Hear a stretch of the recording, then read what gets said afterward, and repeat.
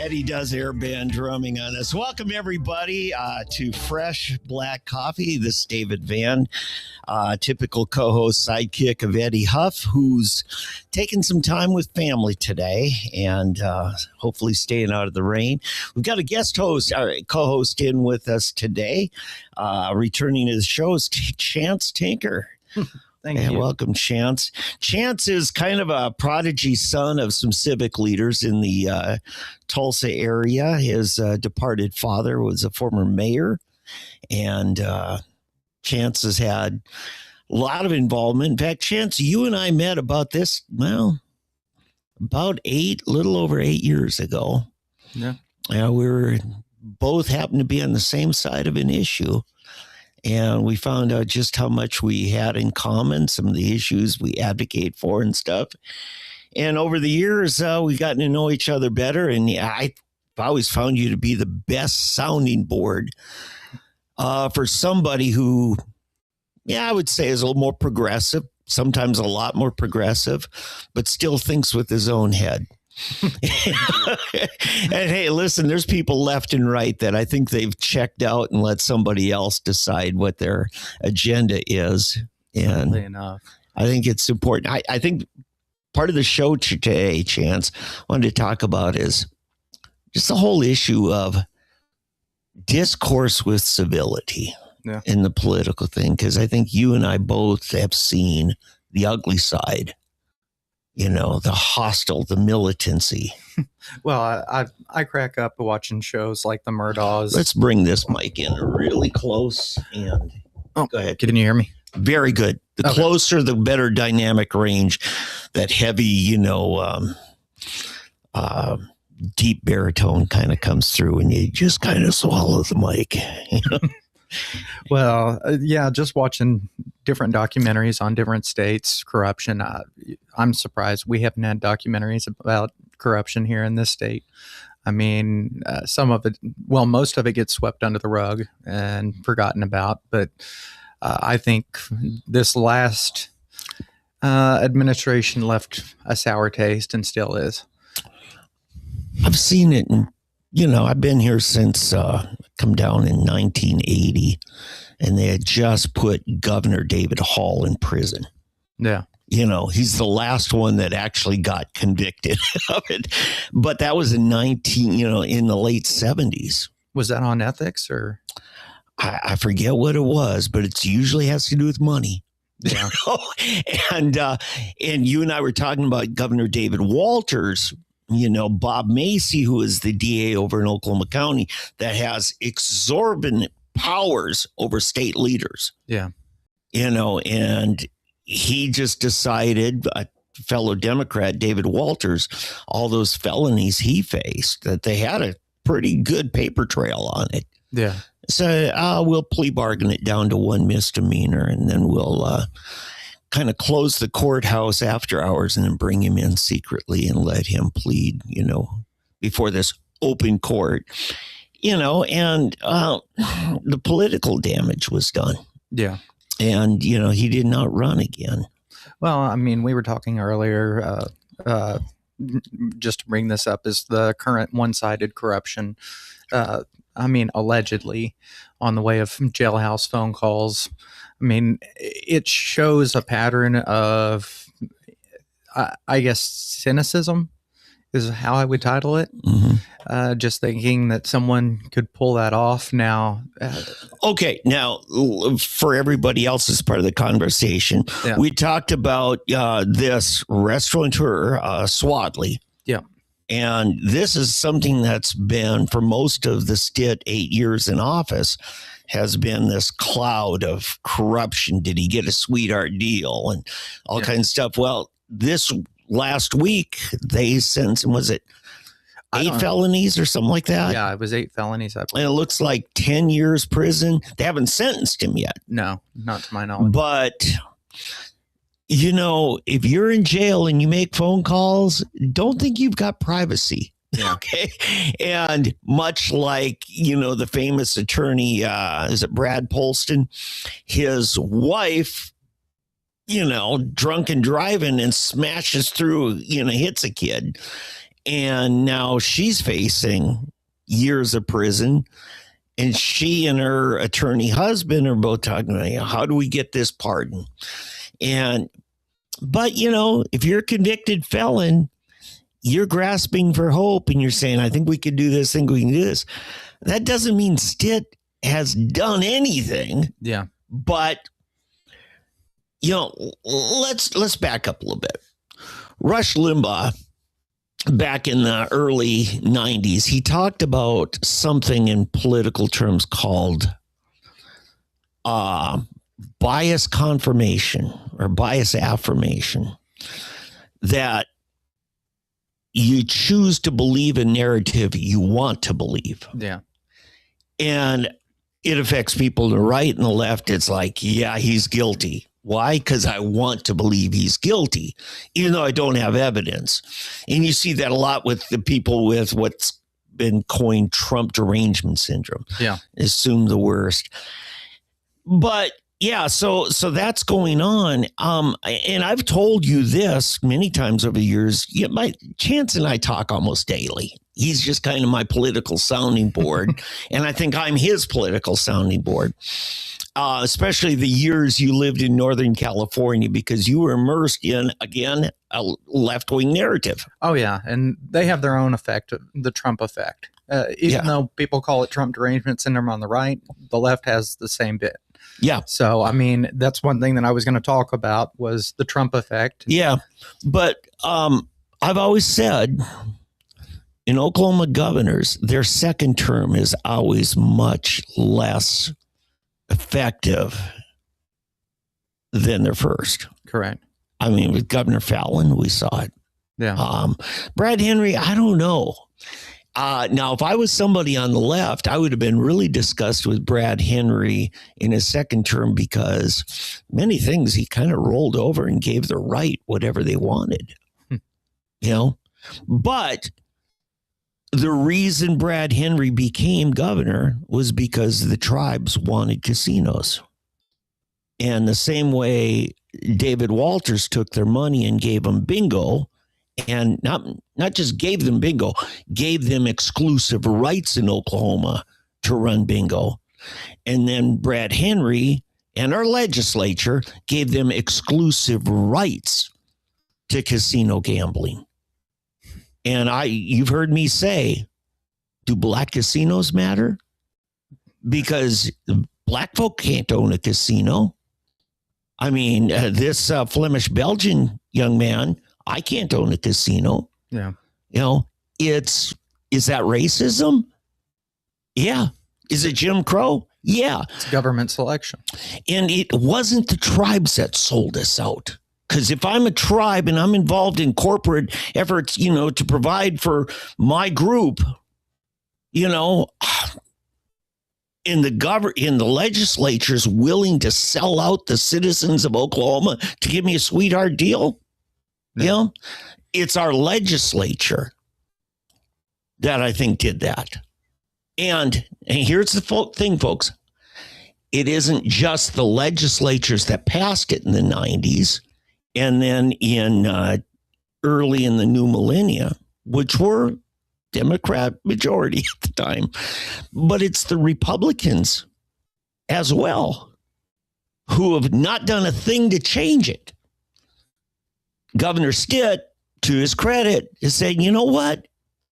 Maybe everybody should have the right to get a casino license, regardless of their ethnicity. Isn't that with the sports gambling argument? Yeah. Yeah. But there's people in legislature want to sell that to the tribes exclusive in exchange for kickback. And that's essentially what it is. Remember, there's not much different between the mob collecting extortion money and the government collecting tax money. Yeah. They're both rackets. Yeah. They both want exclusive control. Anyway, so that's where I'm at on, Governor Stitt. His second term is not nearly, in my mind, as somebody on the right, not nearly as satisfying as his first term was. Well, he went out on his first term with several bills on his desk that he never even signed. So, yeah. I mean, he didn't veto them. He didn't sign them. He just left them. Yeah, the worst thing for me as a conservative is to see the juvenile infighting between the two chambers of the legislature and Governor Stitt. And in Greg Treat's term as head of the Senate, it was probably at its worst, most hostile, worst. Now McCall, he, kind of was doing his thing too, but it wasn't with the hostility of Greg Treat. And I think it kind of sealed Greg Treat's doom for a political future. You don't see him doing anything more. Talking about McCall and some of the governor candidates, what do you think of the... Should we go to that? Yeah. Okay. So the recent develops two things. And I think you and I both appreciate Trey Savage and his non-doc media operation. It's kind of new media.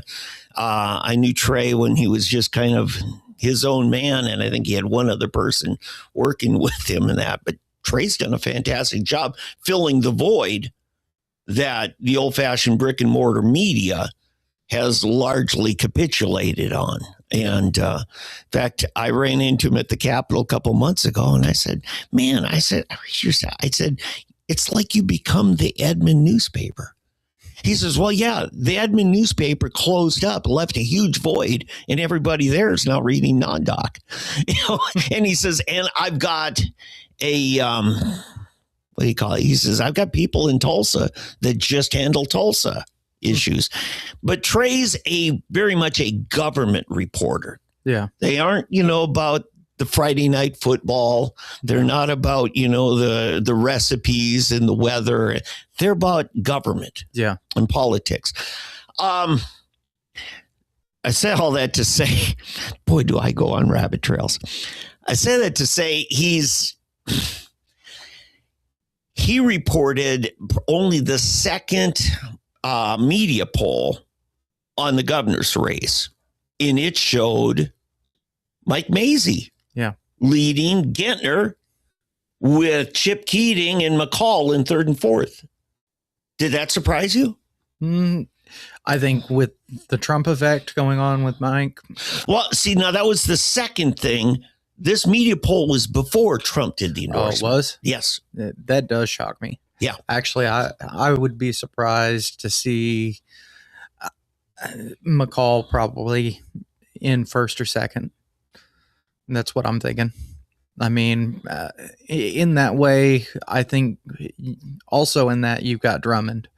So I think Drummond has put out money on that. Well, Drummond, back in January, the first actual media poll that was put out. When I say media poll, they aren't put together by the campaign operations themselves, because many of those, the structure of the polling is biased at best. Some of them are called push polls. Yeah. And I've gotten plenty of phone calls, push polls, and I still want to give them my 2 cents. But anyway, Drummond back in January was well out in front with 36%. And then you had kind of a collective effect at that time. They showed Mazzei and Keating with McCall in fourth. Then, according to him, everybody else was in the teens. Yeah. Okay. I'll just say it that way.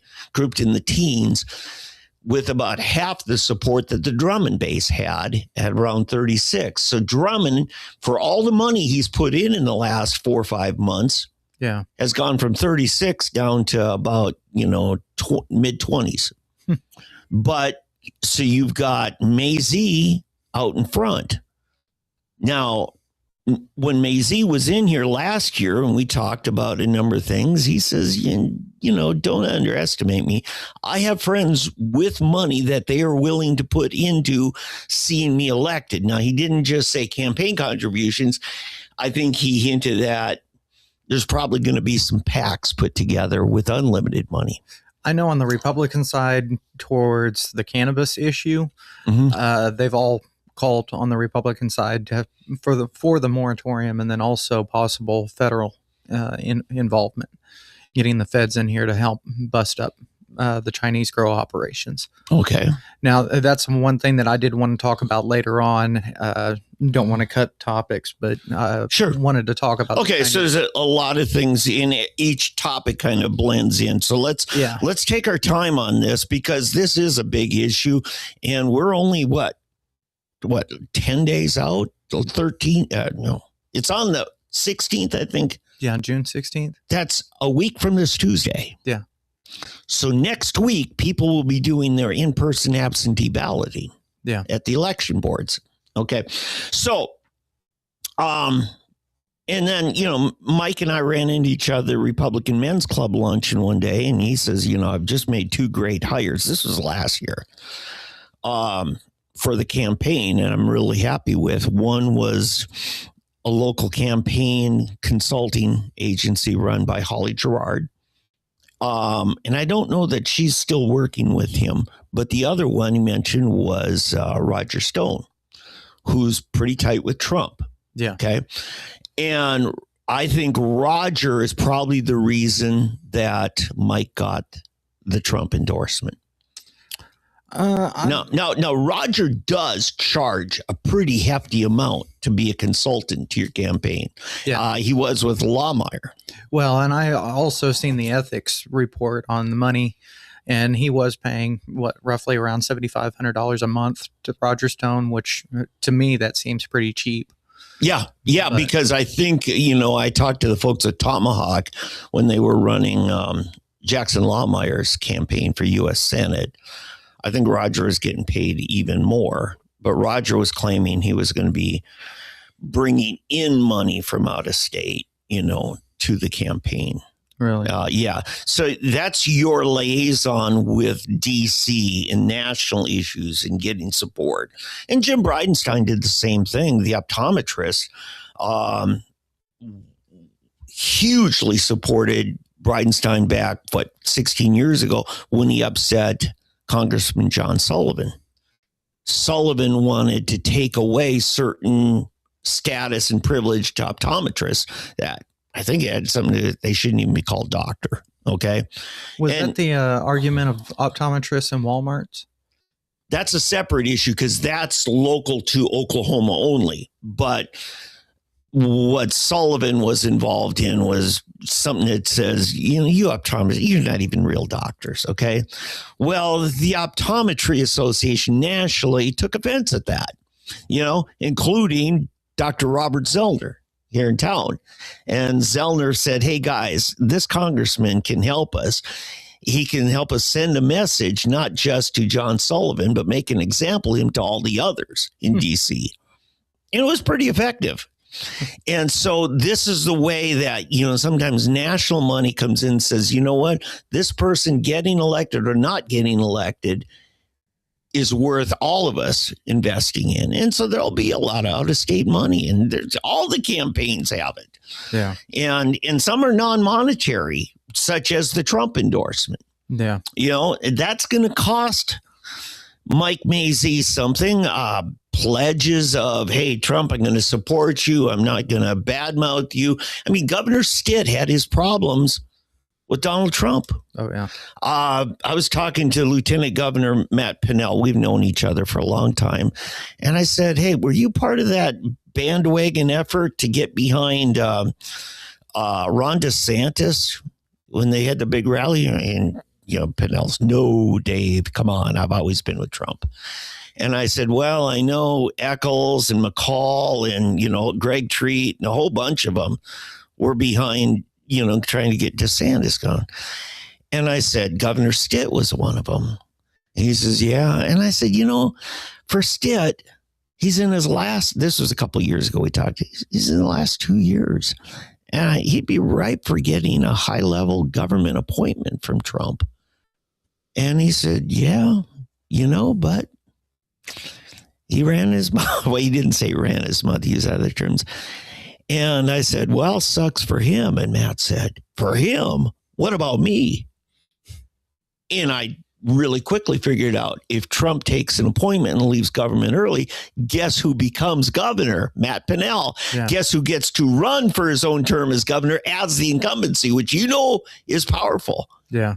And so, Matt said, yeah, and I could tell it was like with heartfelt emphasis.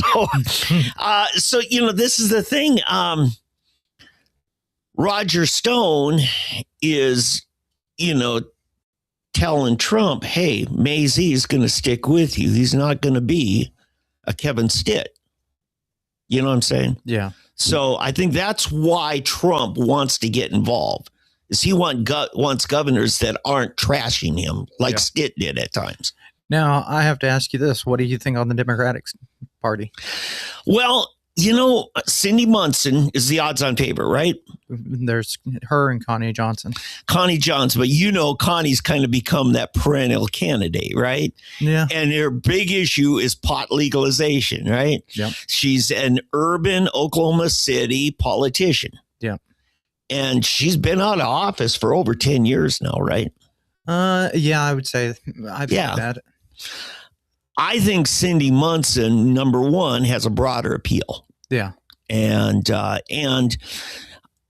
talked to Cindy at the Capitol a few years ago because she took over.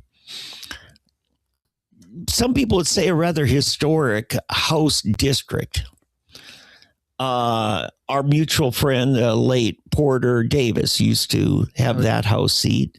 And then after he left, a woman named Mary Fallon ran and took that seat.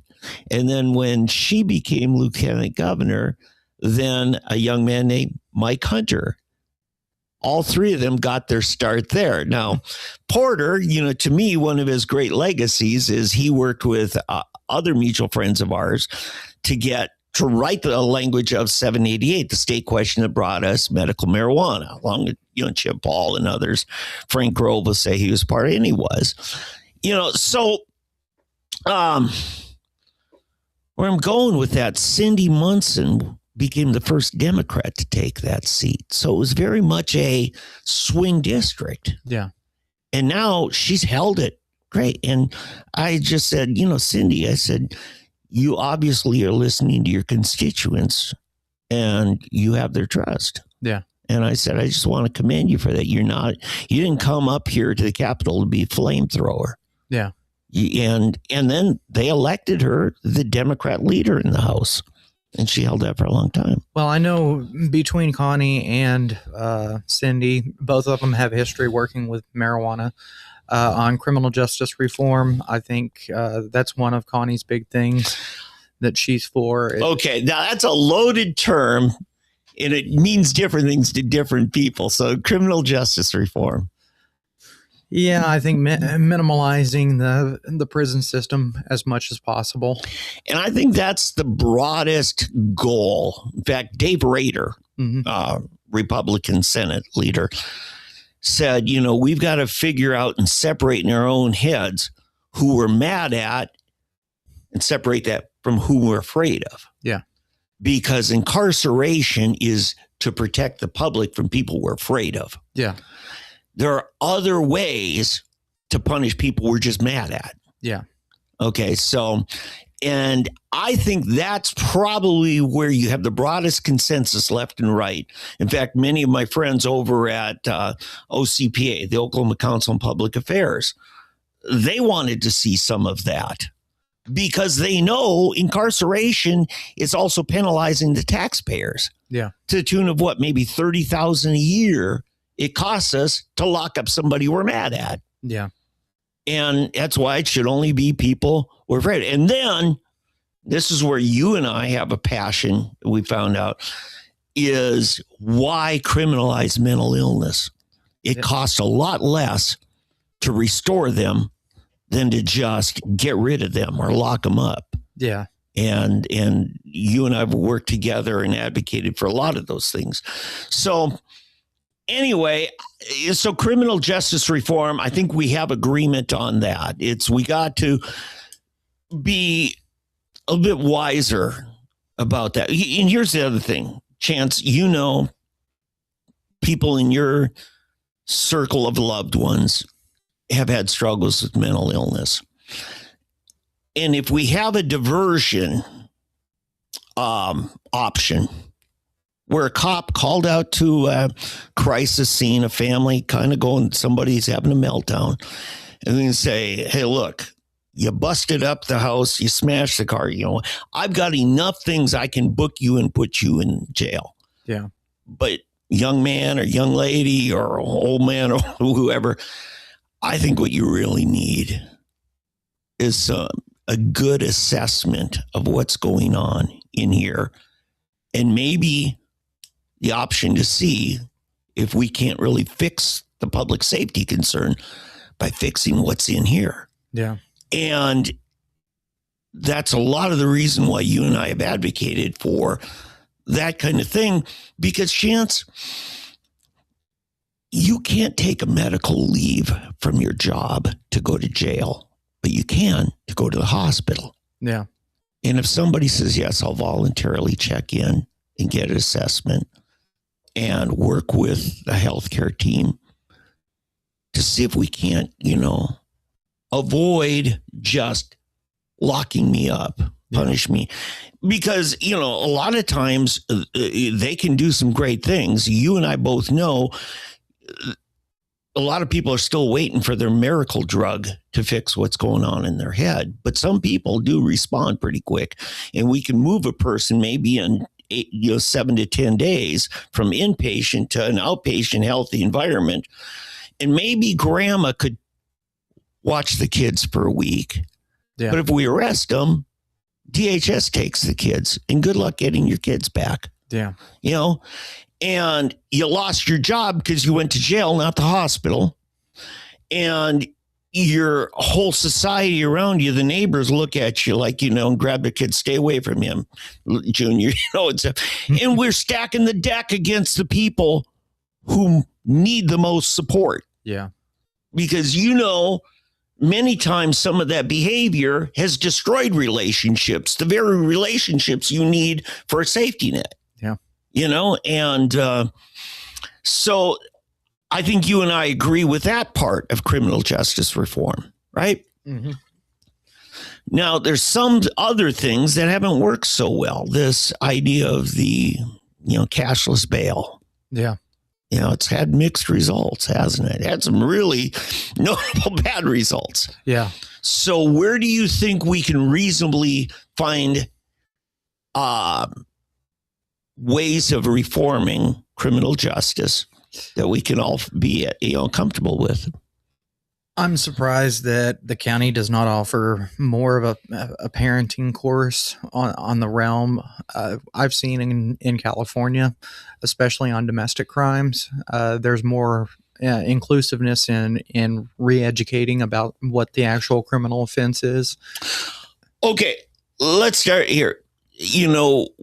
Somebody gets busted, for say DUI or this or that.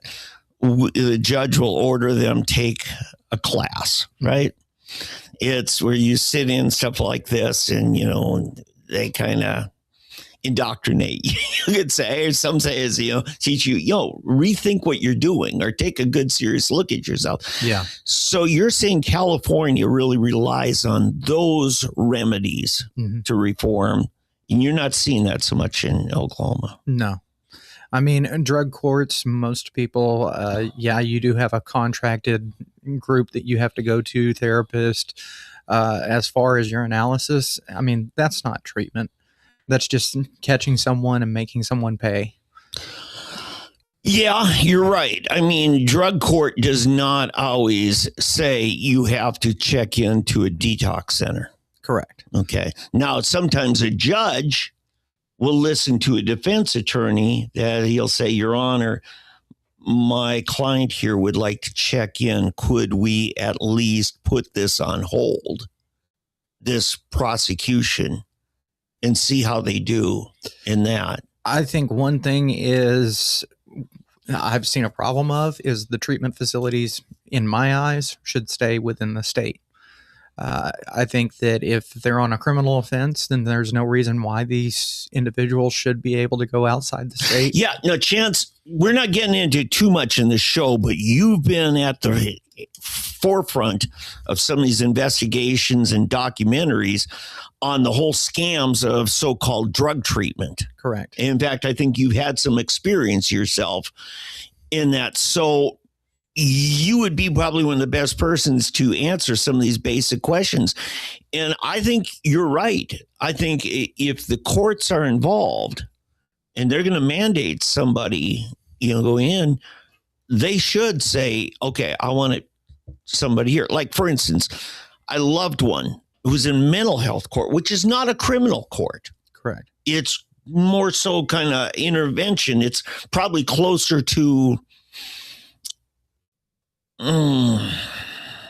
well, they put that court inside of the probate section, the court clerk's office. Yeah.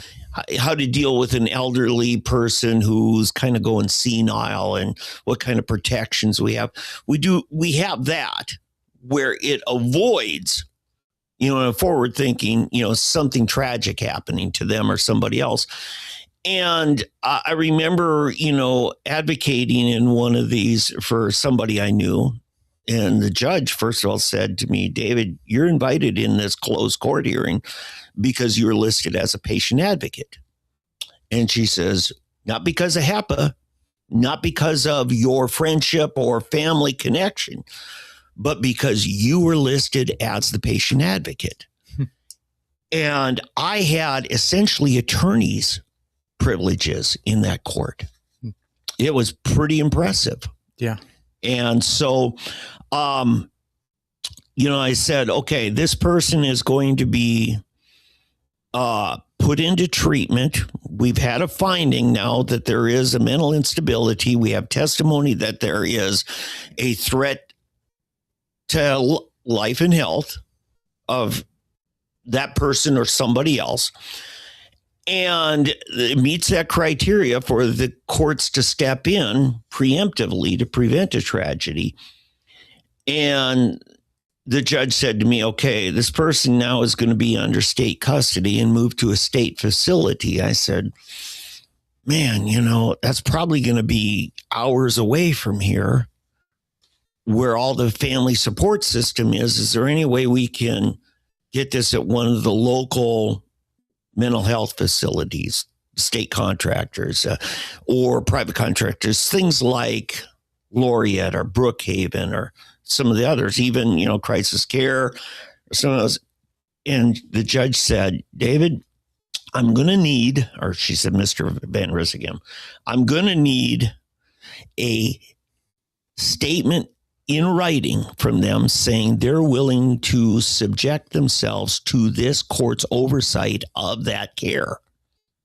And said, if you can get that, get it to my court clerk and I'll be able to act on it. So I talked to the court clerk after the hearing.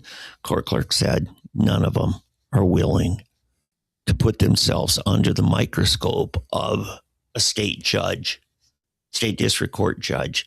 Don't expect you're going to be successful in that. She says, I've had years of experience in this. And the Brookhavens and Laureates, they don't want to be hauled in to testify or write affidavits and stuff like that. So as a result, you're kind of limited there. Now I'm getting around to your point about drug rehab. I did not have the option of this person that I was advocating for going to an out-of-state mental health facility. And of course, in this case, I didn't want that. Yeah. But the courts want to have oversight and jurisdiction. When it's their responsibility, they want somebody that they can say, okay, you're going to be accountable to me because the state's responsible now when we adjudicate somebody.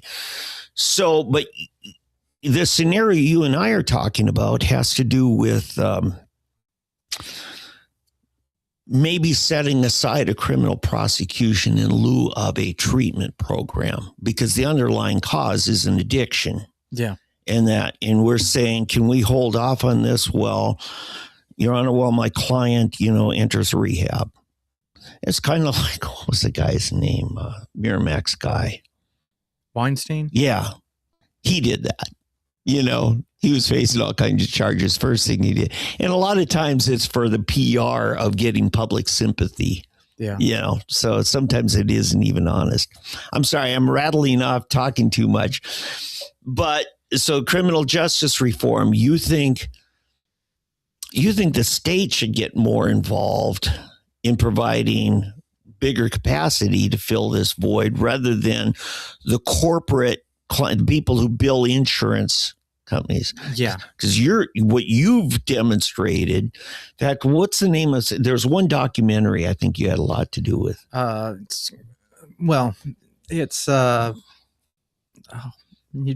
sorry, we'll come back to that. But anyway, National Geographic's Trafficked. Trafficked. Yeah. Yes, on National Geographic channel. You can pull it up on their, Roku channel and stuff like that. But, Chance was one of the sources there, the documentary producer cited. And because you've seen it and you've seen all this money and it's not real rehab. No, not at all. They just, yeah. I mean, it comes into the glance of, if there is a rehab program there, it's held by the people that are trying to stay away from the program that they have created. Yeah. And then they're trying to get out. I mean, sadly enough, whenever they're at that line of knowing everything, they're wanting out. Yeah. That's the thing. Criminals, if the money's there, they're going to do anything. But there are some programs. In fact, what was that one? Chris Steele, the former Speaker of the House, was involved in a group called Team that got involved and were making money being a jail alternative program for young people. And they were doing contracts with poultry farms out in eastern Oklahoma. And these people are essentially slave labor. Yeah. And it was like either this or I go back to prison. Yeah. Well, and see, the proof is in the pudding with the money, but the evidence, if the states would go into these houses and actually see what's going on, I would think that they would say otherwise of what it's called. Yeah. I mean, there's commonly fighting inside these houses. There's drug use. There's drug trafficking because, they find out that it's a free for all and they're living in a pad that's paid for.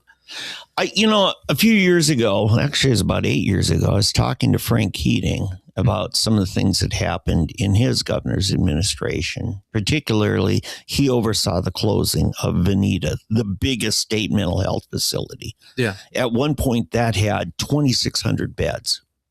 2,600 beds because it was a residency.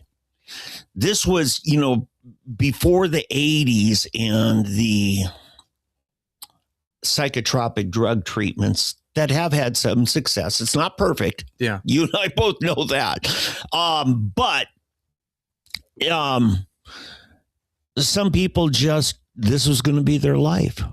They're schizophrenic and they might have good days, they might have bad days.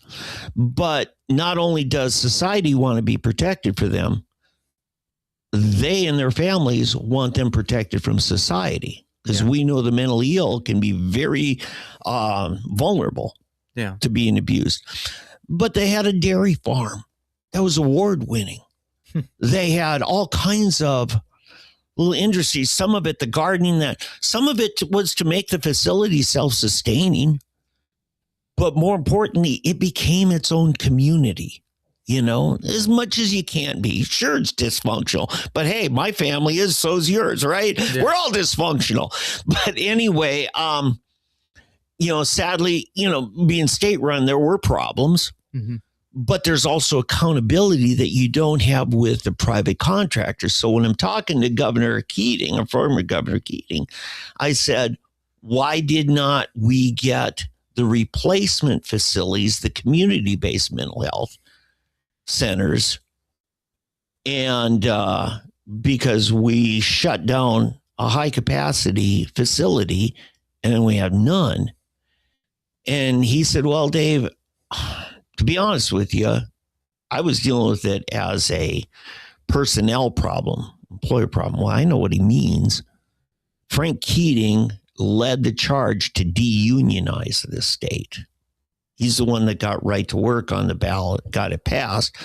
But also, this is the thing he won't tell you. When the unions collect union dues, a big part of that, significant part, I'll say, goes to campaign contributions. And the Democrats were getting all of it. And he felt like, if we privatize some of these things, maybe the Republicans have a chance of getting some of it. You see what I'm saying? Yeah. And, but he said, that was, we closed it in the last year of my 8-year run. And he said, my successor, Brad Henry, says, I guess he just didn't prioritize it, which was kind of passing the buck, saying, and there's probably something to that because it would have been under Brad Henry. Yeah. But nevertheless, as a result, we didn't have the facilities. And then Parkside decided, which was one of those private contractor hospitals, decided, you know what, we're going to end our contract with the state because they were that Tulsa-based facility that wasn't state-run, but was a state contractor. See? And then you had Grand Lake Mental Health come in and they opened this place called Tulsa Center for Behavioral Health in the old doctor's hospital. And then all of a sudden, Terry Klein, who was at that time mental health commissioner, he came in and told Charles Danley, the director, and founder, he says, Charles, we're cutting your reimbursement per night. And, told him how much. And Danley just looked at him, grabbed his keychain, took a couple keys off, says, as of Friday, this is your facility. I'm out of here. Take care of these employees. They're good employees. I hire the best. Don't you mistreat me. And he walked away from it. It became state run because they ran him out of business. The state did, and this is the problem we had, because we went down. Well, here's the other thing. When the state took it over, they went from 160 bed capacity down to 52. All of a sudden, we were losing all this bed space, and all of the cops and all the courts are saying, where's our diversion option to keep people out of jail? It's gone. Largely, it's the legislature not appropriating the funds for it. And as a result, everything gets dumped on the county jail. And does the state pay that county jail anything? No. See, the federal government, kind of abdicated it to the states, and the states abdicated it to the counties. And as a result, you and I have seen people dying, getting abused in the county jail in their mental illness because they're not a mental health treatment facility. Now, to Tulsa County's credit, sadly also to their shame, remember, it started out with Elliot Williams being tortured, starved to death, dehydrated to death while he lay there with a broken spine, untreated. And they said, he's faking it. He's faking it. No, he wasn't faking it. And the county had to pay out $10 million damages to his family. His family was actually a client of Eddie Huff, and I talked to Regalado, who had just gotten elected, because we lost confidence in Sheriff Stanley Glantz over a number of things. Yeah. And I said, Vic, we got to make you successful. What are you doing to train your detention officers on caring for the mentally ill? He says, I don't have a dime in my budget for that, Dave. He says the detention officers are at best high school grads. A lot of them have GEDs, and their average employment length is 5 months.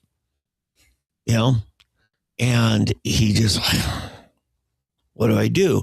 Puts a lot of training into his deputies, but nothing really much into the detention officers. I mean, they go through a school cadet training and that. And I just said, Vic, you've seen what we do in NAMI, those of us who are advocates helping other families to understand and care for them.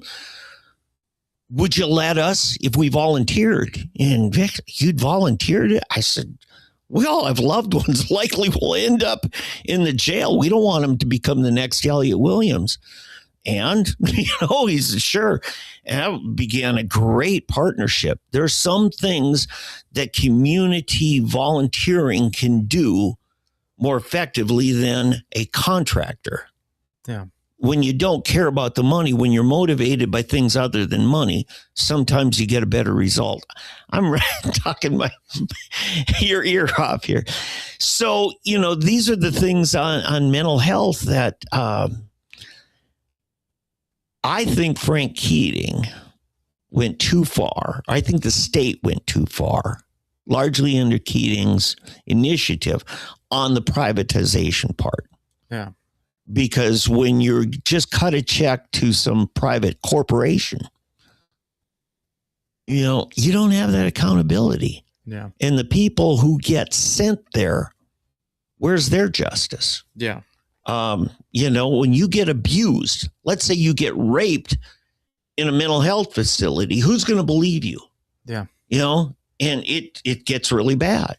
Yeah. We've heard lots of stories on it. So I'm trying to figure out, because, in many ways, the way we treat the mentally ill, sometimes we kind of lump that in and think that the same format or blueprint ought to happen for drug rehab. Yeah. So should the state say, you know what, instead of cutting so many checks, let's just hire up and build our own infrastructure? In a lot of ways, that goes into picking what kind of program you're going to follow. I mean, 12 steps, smart recovery, Scientology, because they're a big player in the private sector, aren't they? They don't play into selling their courses off as much as a whole. They want individuals. Right. But that was one of them. I think it was down in Tallahena, there was going to be one that was run by Scientology. This is like 20 years ago. Yeah. I didn't really get into the depths of it, but they wanted government money for it. To my knowledge, it follows the Book of Dianetics. And I mean, they do the different trainings. To my knowledge, if you're not a paying member, which most notoriously those are actors, high lawyers, they get the high courses. Yeah, it's the religion of rich people. It's a rich people's cult. Yeah. And I will call it a cult. Yeah. Yeah. Well, a cult has an authoritarian figure, which they do have. Yeah. Ron, forget his last name. Yeah, he's passed away, I'm sure. Miscavige. David Miscavige is the guy that's currently, yeah. Yeah. Which his wife has been missing for several years now. Yeah. So anyway, we were talking about governor's race. I wish Chip Keating would have taken our offer to come in here and that, because look, Keating, for good or bad, Chip, you're going to be judged as Frank's boy. Okay. And I personally have some problems with some of Frank's philosophies went too far. Yeah. The State Department of Mental Health, one day I was there talking to the top staff. I asked the commissioner at the time, Terry White, I says, my best understanding is about 80% of your legislated budget goes out the door as signed checks to corporations. She basically said, yeah, maybe a little more than 80%. I said, my best guess numbers is you have 349 state-run beds. That's it. Yeah. And, she's always begging for more money. But the problem was, when I went to the legislature, I said, you need to line item a certain amount of increase in state-run beds. Those are the beds that the judges and the cops can access. Yeah. Because they're state facilities. They're not private corporations getting a check from the state. Yeah. And because many of the things Grand Mental Health did, or it used to be called Grand Lake, and I mean, Charles Danley really tried to reach out to me. He invited me up, gave me tours and everything. And I'm impressed with a lot of things while he was running it. But Jerry, I think Walker, was his predecessor or his successor. Mm-hmm. was paying himself over $1 million a year and stuff. Eventually, the state just cut all contracts with Grand. Jeez. And yeah, this is the problem. You know, Charles was an incredible guy. But when I said, you know, to legislators, I said, you need to mandate an increase in state-run beds so the cops truly have a diversion from, you know, just incarceration.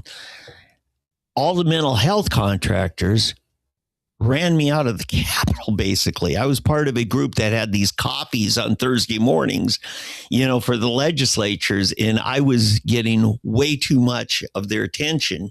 And I was kind of the new guy on it. And they were furious with me. I'm talking Red Rock, Cree Oaks, Grand Mental Health, Family and Children's Services, that whole bunch of corporate contractors. You know, and here's the funny thing. Red Rock, for instance, they were renting out about them and some others at least half of Griffin Mental Health, which is our last remaining classic mental health state hospital. Yeah. And Terry White was renting it out to corporate contractors, and she and her department get to keep that money and not report it to the legislature. And the state taxpayers paid for that facility.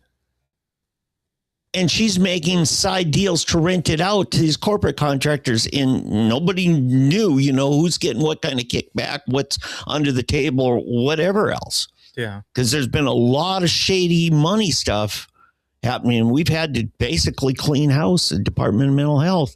Yeah. And, you know, so these are some of the problems we're having. And by the way, that was part of an overhaul of state mental health back in 2002, the end of Keating's term, that gave way too much autonomy and very little oversight to the state legislature and the governor. Well, Governor Keating, right away, that was one of the big reforms he put in, is he and the speaker and the Senate pro temp would have more direct appointment authority over that bunch. Because before that, it was, okay, the attorney general's, you know, gets to appoint somebody, the DAs, the sheriff's association, the psychiatric clinicians, you know, or whatever, all the health department, all these different agencies, some are government, some are non-government agencies. They all had the power to put people on the board. And those are the people who dictated to Terry White, the commissioner at the time, and her successors, you know, here's what the policy is. And so I'm not blaming the commissioner per se under that model, because they were hired by that board, which is not government elected officials. Yeah. So anyway, rattling off this. So this is my concern about Keating. Is he going to go for that, you know, get tough on crime thing? Yeah. That we're still trying to fix some of the excesses of it, including the OCPA under criminal justice reform. The 3 strikes that you're out, you know, each time we're going to double or triple the sentence of the last time. And we're mandating that and taking it out of the judge's hands. That's mandatory minimum sentencing. Exactly. That's saying we don't trust judges. That's what that's saying. Yeah. It's at that point, you've just automated law. Okay. So you and I can agree on maybe the legislature needs to quit mandating and trust judges to be judges. Yeah. Okay. So now that goes back into, we haven't had this discussion on here, but me and you have had this discussion a lot, is redactions of laws that are on the books that are obscene in nature. All right. Now you're on to 2 of my blogging projects. Well, I started a blog. It's all on the soonerpolitics.org platform. One was called Corruption Chronicle. That goes into all the things you talk about, the corruption in Oklahoma's history. Because we have probably one of the most corrupt states by legacy. I mean, when in the early to mid 80s, a third of our county commissioners went to prison. A third of them. Jeez. And you know who put them there? Frank Keating, Gary Richardson, and Bill Price. Those are the 3 federal prosecutors, because the feds had to come in and clean it up. It was all kickbacks for a lot of it was road and road contracts and stuff like that. Yeah, because they're contracting. This is the problem when you contract with outside corporations. Yeah. There's a golden opportunity for corruptions and kickbacks. Well, I mean, we talked about this earlier this week, but the Tulsa Public Schools bond fraud that they found. Yeah, no, they've moved on from, first of all, we had a financial audit done by Cindy Bird. In fact, it was my friend Elena Ashley who called for it because they couldn't account for, it seemed like it was $18,000. And she called for it, and they did. And they uncovered about $500,000 of embezzlement, and we've already sentenced somebody federally, or for felonies on that. And then Deborah Gist resigned in shame because it's under her watch this is going on, and who knows what else. So then we turn it over to the Attorney General, who calls for a forensic. Now that is a criminal justice audit. Yeah. And what did they find? What have you got? $728,000 missing, with 3 people allegedly right now. Those are the allegations. Yeah. Yeah. So see where this goes. Okay. So is this in addition to that, like 466? To my knowledge, this is separate. I mean, it wasn't brought up about that. Yeah. Because in my Corruption Chronicle, I do have a write-up. Back in the 80s, the Tulsa Public School District, they were passing bond issues even when they didn't need the money. And they were taking that money and they were investing it in Wall Street. And it was a scam, and they got caught. And get this, they ruled that Tulsa Public Schools had to pay federal income tax because they were doing a side money-making thing. And I don't know where all the money was going, but it was a scandal. Huh. And this has been a problem with school districts claiming to need money that they don't need. Eddie Huff and I have talked about when he was the varsity coach of Union soccer team. Well, you saw the Jinx, their bond issue paid for a planetarium, and now they're coming out and saying that they don't have the money for operations. Mm-hmm. And they relinquished the position for it and moved the person down to a regular teaching position. Okay. But now you're a Jinx High School grad. You grew up there in your folks' restaurant right across the parking lot from that school. So you understand the history of that. And that's the problem. They can do a bond issue for capital improvements, but the operation money has to come out of the regular budget. Correct. And they were, with operations costs of the planetarium, I know that they were renting it out to other schools, but the overhead was just way too much. So, I mean, with the school districts, traveling with the gas prices, it's less of that. So, yeah. Where is this facility? Is it part of the campus there? Part of the high school. High school campus. Yeah. So it becomes essentially another auditorium. Yep. Okay. What was the seating of the planetarium? I'm not sure. It looks almost roughly 80 to 120. Oh, so it's just small. It's like a lecture hall, you might as well say. Yeah. Yeah. But still, it's got the dome top. Yeah. That they've got the projector for. It's almost like an IMAX projector. Yeah. And, you grew up in that society, I mean, you're part of old classic downtown Jinx, right? Which is a very middle class at best. Yeah. But the suburban sprawl and then all of that South Tulsa on the east side of the river, those are wealthy neighborhoods. Yeah. And those are the people who pass all of this fluff because they can afford it. Yeah. And you guys, your mom and dad, I remember when you were just a toddler, I worked for the folks next door, and, you were just the kid playing in the back dirt lot behind the restaurant, and that's before your dad got involved in government. But anyway, so this is the thing. the ways that we trust government, but yet we find out we got exploited by bureaucrats. Well, it's funny. I've got a family member that works for Beggs Public Schools. And they had a tornado that hit probably a month and a half, 2 months ago that struck down there. They're still fighting their insurance company as a school district to start rebuilding. Yeah. It blows me away that a school district has to fight with an insurance company on weather-related damages, and especially, being a state audit or state entity. Okay, so we really went down a rabbit trail. You started out talking about the governor's race, and I'm going to try to rein in myself. How do we get back on track of that? You talked about Mazie because after it showed he's leading in the polls, then Trump endorses him, and we still haven't seen that impact. Yeah, I think it took him over the top on the polls. Yeah, now the closest thing we can say is the U.S. Senate race in Texas, where, the primary, Paxton was like a point or two behind Cornyn. But then Trump, a week before the runoff, endorses Paxton, and he wins by 30 points. That's a 32% swing.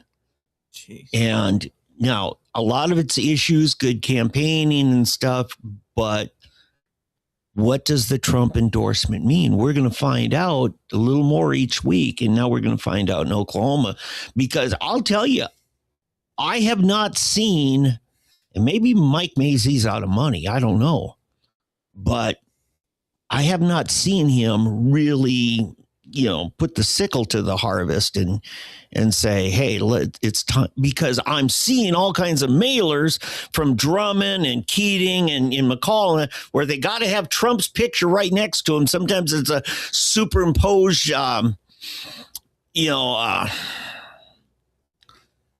they will try to make it look like, Trump's patting their back, and that ain't true. Yeah. And I have not heard Trump say a good thing about McCall or Keating or Drummond. Yeah. But they all want us to think Trump's really proud of all of them. Yeah. So I don't know. What it goes into next is which candidates are for the data centers.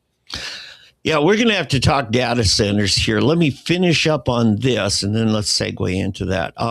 Okay. But I don't know what I do like about some of the debates that Nondoc has done is he has his staff of fact checkers. It's not really staff. It's, Tulsa Frontier has been involved in it, and some of the others. They're mostly right. Sometimes the fact checkers are wrong. Yeah. And, but about Drummond and the money that he's put up in campaigns to defeat Trump. Mm-hmm. And, it was found out that money in Drummond's name was given, I think it was to Hillary, if I remember right. And then, or maybe it was Biden. But then all of a sudden they're like, no, that was Drummond's wife. Okay. Well, Drummond, we know what, King Solomon, what happened to him from the strange foreign women that he was married to, and it pulled his heart away from God, as we find in scriptures. I'm just going to a biblical reference here. But who you marry will affect your philosophy of things, because everybody wants to get some, it really helps. So, and that's not even Drummond's first wife. I mean, I was talking to a businessman here in Tulsa, says, yeah, Drummond, smart guy. He went to our church, really involved until he divorced his wife. And, most of us who knew them knew that this wasn't right, and Drummond quit going to our church. And then I talked to a blogger friend of mine. He says, yeah, that guy come in, wanted to bid on, with his business. And you get to talk and find out, he says, yeah, I was married, but my wife left me, and she's married, getting her drum, and she went to work for him. And then he'd take her on business trips. And next thing you know, he leaves his wife, wants to marry my wife. You know, so Drummond has that baggage. Yeah. But more importantly, to me, it's Drummond's whole demeanor and disposition. It's like he's against the world. I mean, rarely do you find Drummond talk good about others. He's good at trashing people in front of a microphone, especially political figures and stuff. But, and we need somebody who builds and unites us more than somebody divides us.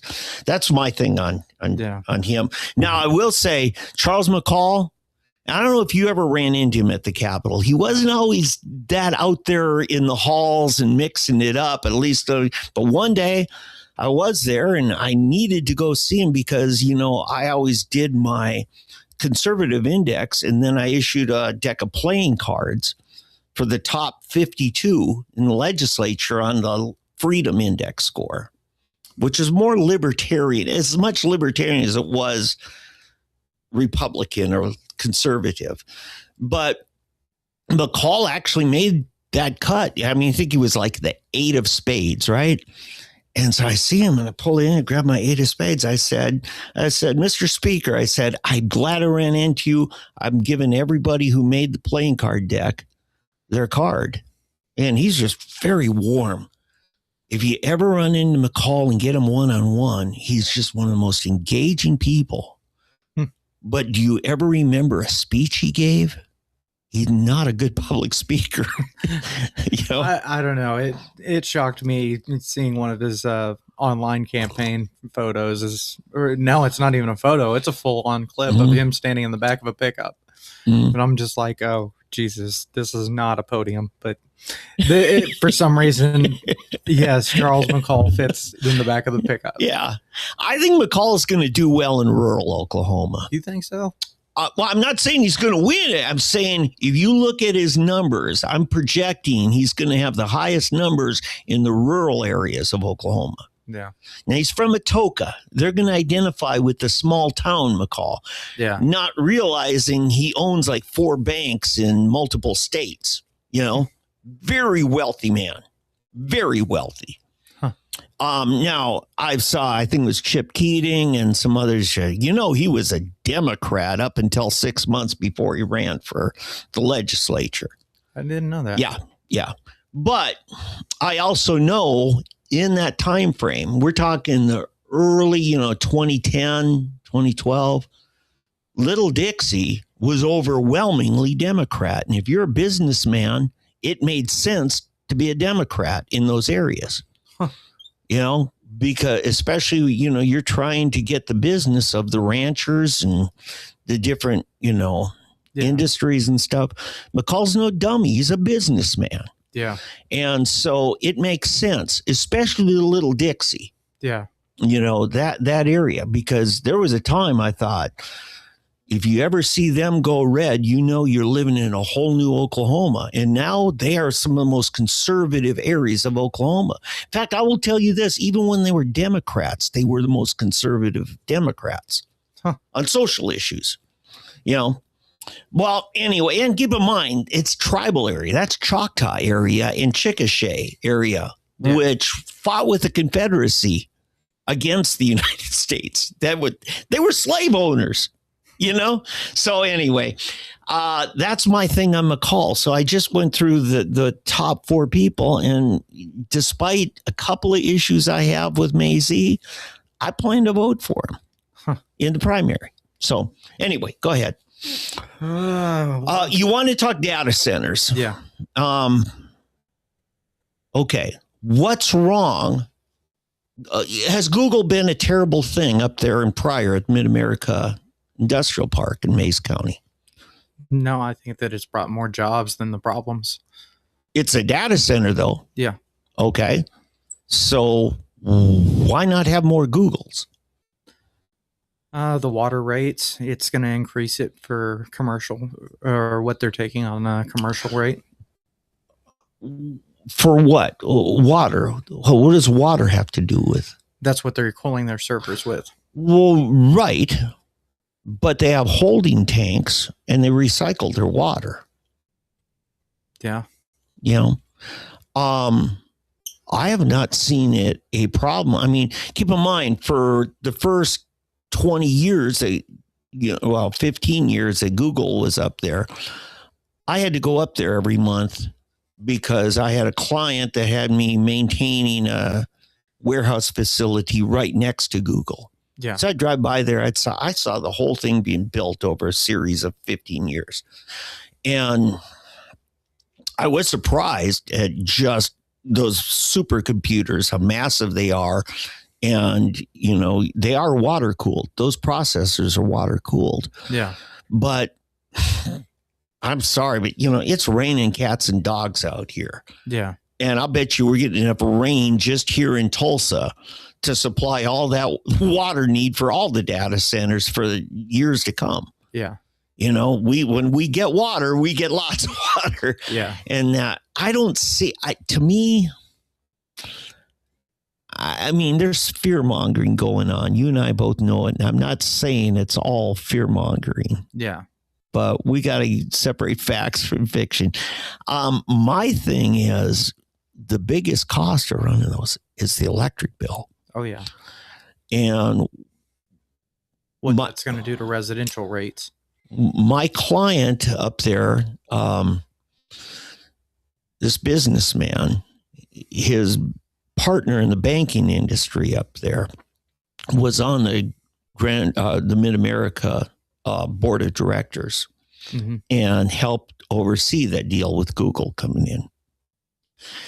And what Google had, keep in mind, fiber optics was pretty new 25 years ago. Yeah. 3 cross-continental fiber optics lines all converged right there in Mid-America Industrial Park. That was key. Moving data. Okay. You have to have the communications infrastructure. And at that time, fiber optics was state of the art. Yeah. So that was one of the things that just happened to work there. Now, our fiber optics infrastructure is greatly filled out since then. But here's the more important thing. That Mid-America Industrial Park is in a territory that the Corporation Commission has set aside for a utility provider called Grand Lake Dam Authority, or Grand River Dam Authority, GRDA. Yeah. Which is a state trust, pays no income taxes. They have by far the lowest electric rates in North America. That's why Google's there. Cheap electricity. You can't get lower electricity rates from a utility provider. My issue is that's the state undermining the other utilities. Yeah. Because OG&E and PSO, the other 2 really big ones, they can't compete with those low rates because they got to pay taxes. Yeah. GRDA doesn't. So, well, it's guided economics. Yeah. I mean, guided in, if you want to say selected economics, it's the same thing. Yeah. Now, you heard about, in fact, the county had to get involved in an issue up here in North Tulsa. I forget who was putting in that data center. That wasn't Facebook. It's kind of north of, your stomping grounds right now is up there in North Harvard.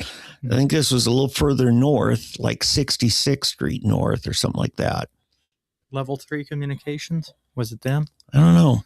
But the funny thing is, I was talking to, our friend Kelly Dunkerley and his deputy, and I pulled up on Google Earth, and sure enough, that plot of land, guess what crosses through there?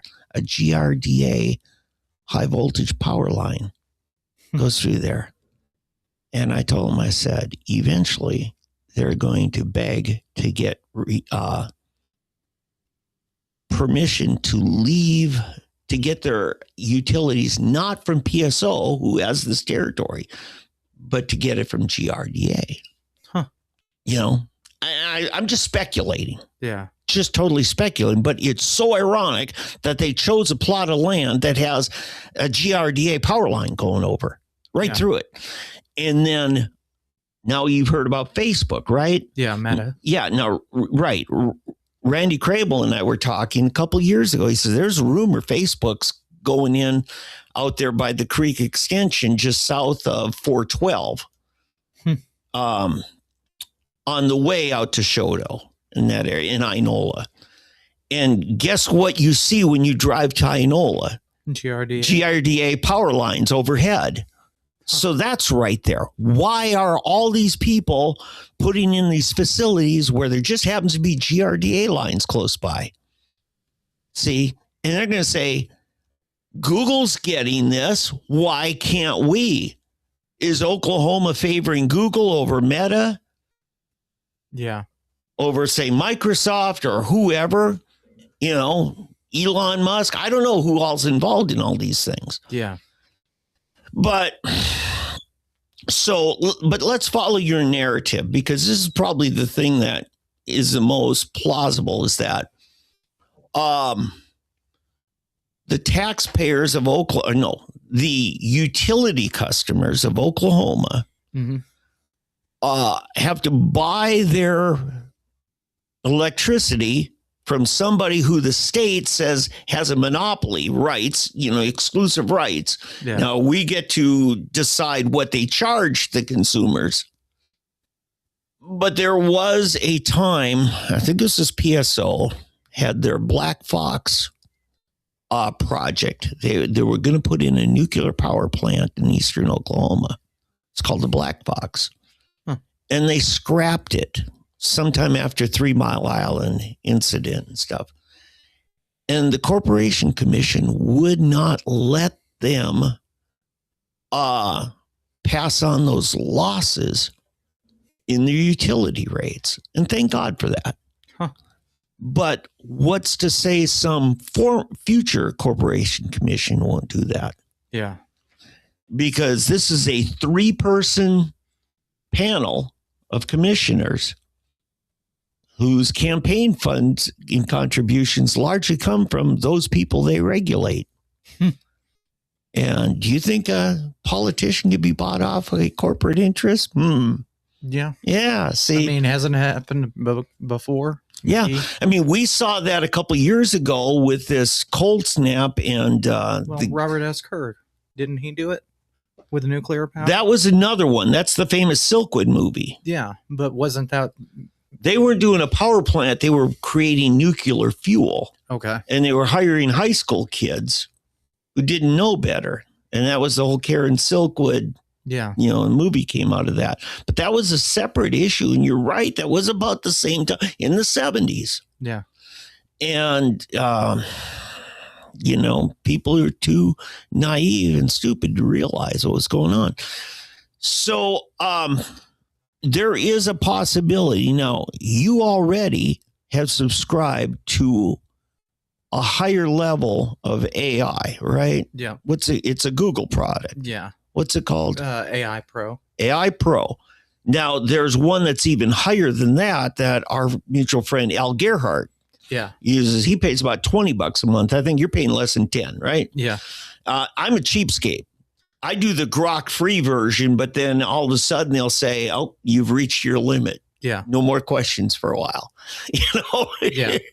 And I think a lot of people, and you know, there's proximity that Joe Rogan is pitching that one. There's a lot of people getting into it, and they're going to give away the farm for market share. Yeah. And they're going to come after us later. Oh, yeah. Now, Meta, Facebook, Instagram, that they don't charge. You know why? Because we're not the customer. We're the product.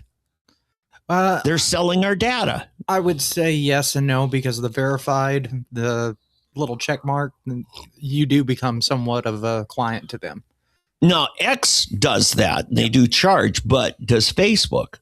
Yeah, Facebook charges. Okay, so that's kind of new. For a long time, they didn't. You get better customer service. Yeah.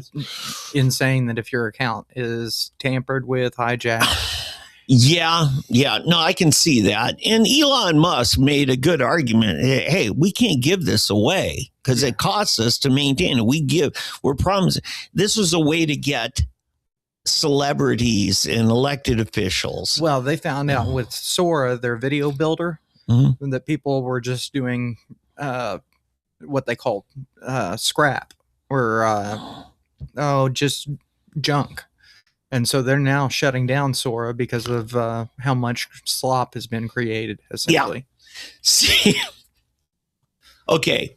Were you ever, back in high school, were you ever on AOL? Yeah. Okay. Do you remember AOL games? For a long time in the mid to later 90s, the AOL had a price saying $19.95 a month, unlimited internet, right? Uh-huh. We used to, the boys and I would play this game called Cyber Strike on AOL. And eventually they said, okay, AOL games is no longer part of the $19.95 all you can eat, thing. Oh, yeah. And they charged a premium for AOL gaming. Okay. And what I'm saying is, whenever they're launching a product, the whole mentality of Silicon Valley and stuff is grab market share. Yeah. Run it at a loss. And they had Wall Street investing big time in it. And remember the dot-com bubble that busted about 2001 was, okay, eventually people want a return on their investment. Yeah. And you saw a lot of the dot-coms go bankrupt. Yeah. And, so that going after market share mentality doesn't always work. And I think what you're seeing here is they're moving over towards monetizing a little quicker than they did. Yeah. In the past. Well, largely, you had these geeks being funded by Wall Street that they were playing with somebody else's money. Yeah. And well, one of the early days of penny stocks, people were just pitching software that never even came to be. Yeah. And I mean, Mark Zuckerberg, to his credit, actually paid attention to bottom line. Yeah. But, that's the thing. When you're playing with somebody else's money, you got to have a certain amount of maturity that says, okay, we've got to have a long range, realistic goal. Yeah. Because, they were giving away everything. Yeah. I remember the days when if your bubble jet printer ran out of ink, it was cheaper to just go buy a new bubble jet printer than an ink cartridge. Yeah. Yeah. I'm still surprised that ink refilling places are still open. Yeah. It's such a simple task, but I guess they got into the delivery business, so they deliver it right to the business door. It's messy. Who wants red and blue ink all over your hands? Cyan, yeah, I know. So, but you and I went through that phase with the syringes and stuff like it. Yeah. But, this is the thing. You see these trends, something emerges on, and then there's a big fight for who's going to survive. I'm surprised Radio Shack isn't still around. As much as they held and dominated the techno market, today they're not here. I think internet shopping took that over. I think that's what closed it. No one's building their own circuitry. That's one thing that they had was, it was like your Atwoods or your hardware store of. You're talking the old soldering iron type stuff. Yep. Yeah. See, I never got into it. Now, I did used to build my own computers. I'd buy the components. Yeah. But, remember there was Computer World and CompUSA. Actually, before that, MicroAge. There was back in the late 80s and the 90s, you had a lot of those local ones. But the internet's taken that over. Yeah. No, I think STEM, if Radio Shack would have stayed around, I think STEM would have further succeeded. People building their own robotics and stuff. Now it's closed. Yeah. Meaning that corporations are the only ones that have that to teach. Yeah. I think slowly but surely we're getting back into that era. But yeah, it's like students today don't know the inner workings of a computer. They know how to type on it. They know how the mouse works. But as far as hard drive, the disk drive, understanding the internal components, that's what I'm surprised. Yeah. Well, so many of us moved over to laptops. Yeah. I can't build a laptop. Yeah, it's just because of how compressed it is. Mm-hmm. Yeah. And really, I mean, I just eventually said, you know what? Dell makes a pretty good laptop. Yeah. And so anyway, but let's get back to data centers. I think we're going to have to take a break here in a minute if you don't mind. Okay. Yeah. Tell you what, why don't you, we'll be back. We're going to take a break and come on back at the, here in about 2 minutes.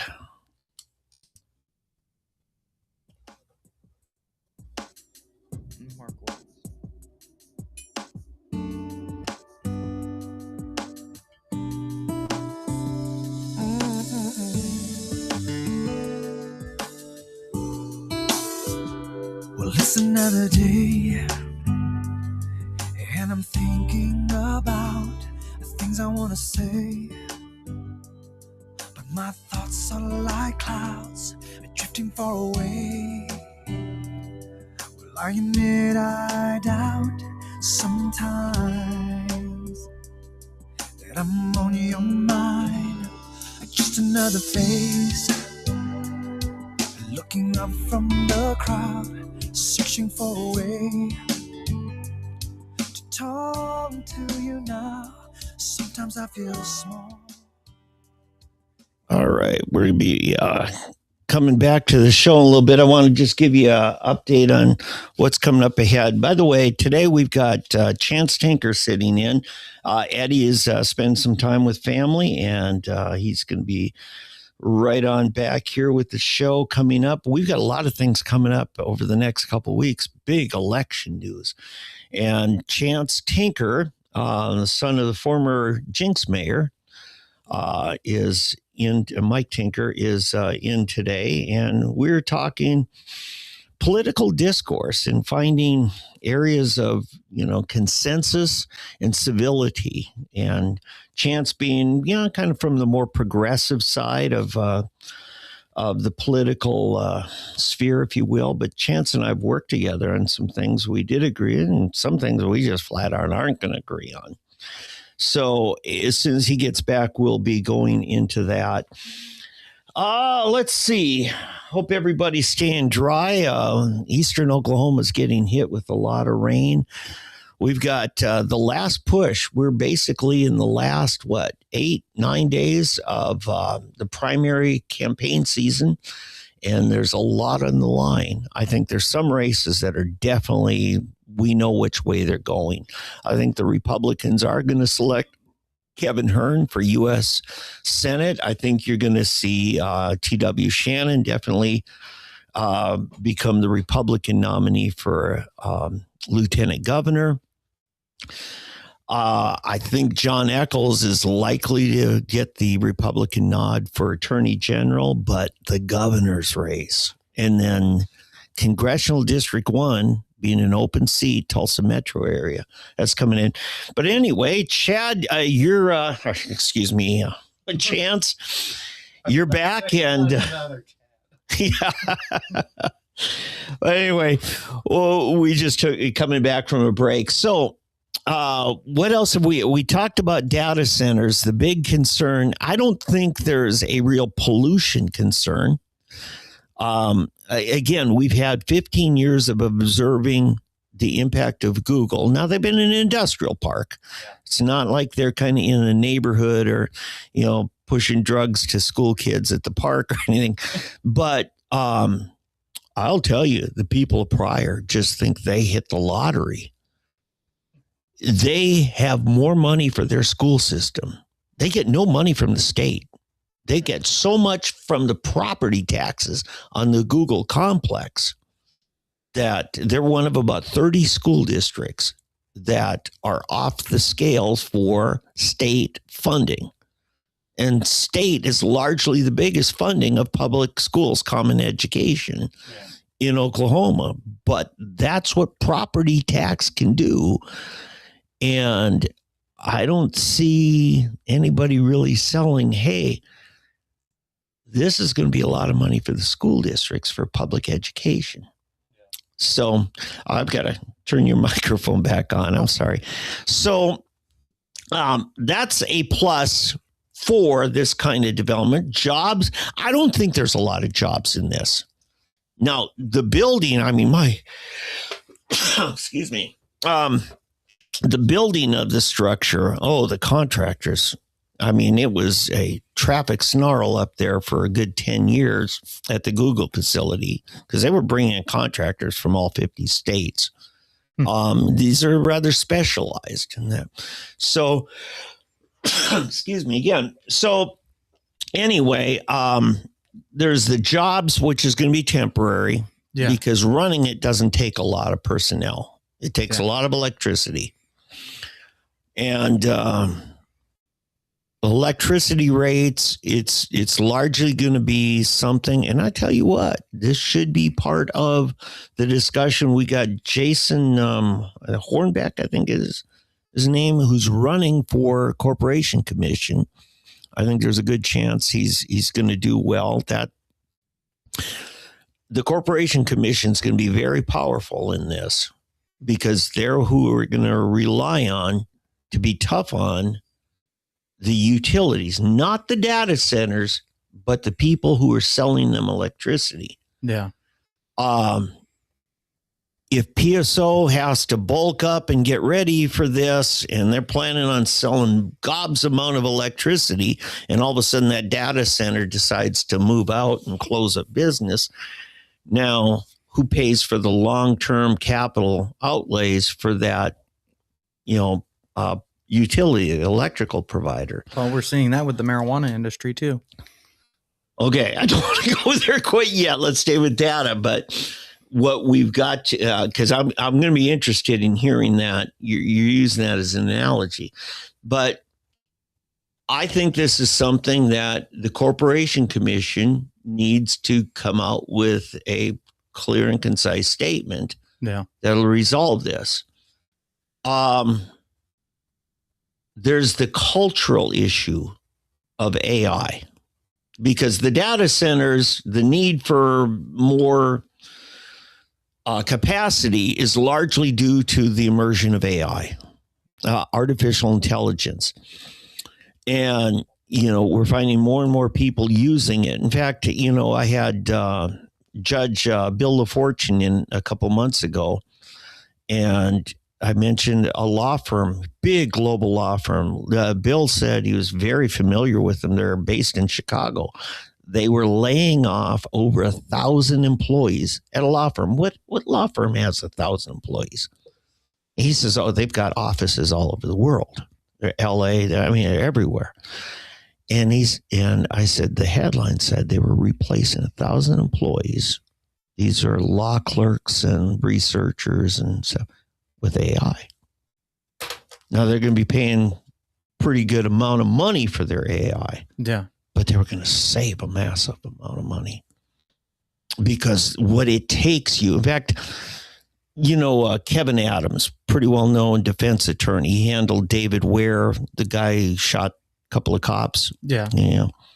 He told me a couple of years ago, he was in here in the studio. He says, man, I got Grok doing all of my legal research now. And he says, you got to be careful. You got to look it up and make sure the case they're citing actually matches what they claim, because Grok does make mistakes. All of them make mistakes. Yeah. And they have their biases. Yeah. I remember you use Gemini, right? Yeah. Okay. I asked Gemini one day, because you called me one morning and you said, hey, did you hear Trump's threatening nuclear war with Iran?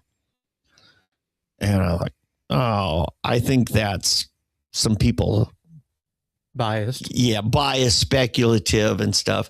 And so I asked Gemini, I said, did Trump just declare nuclear war against Iran?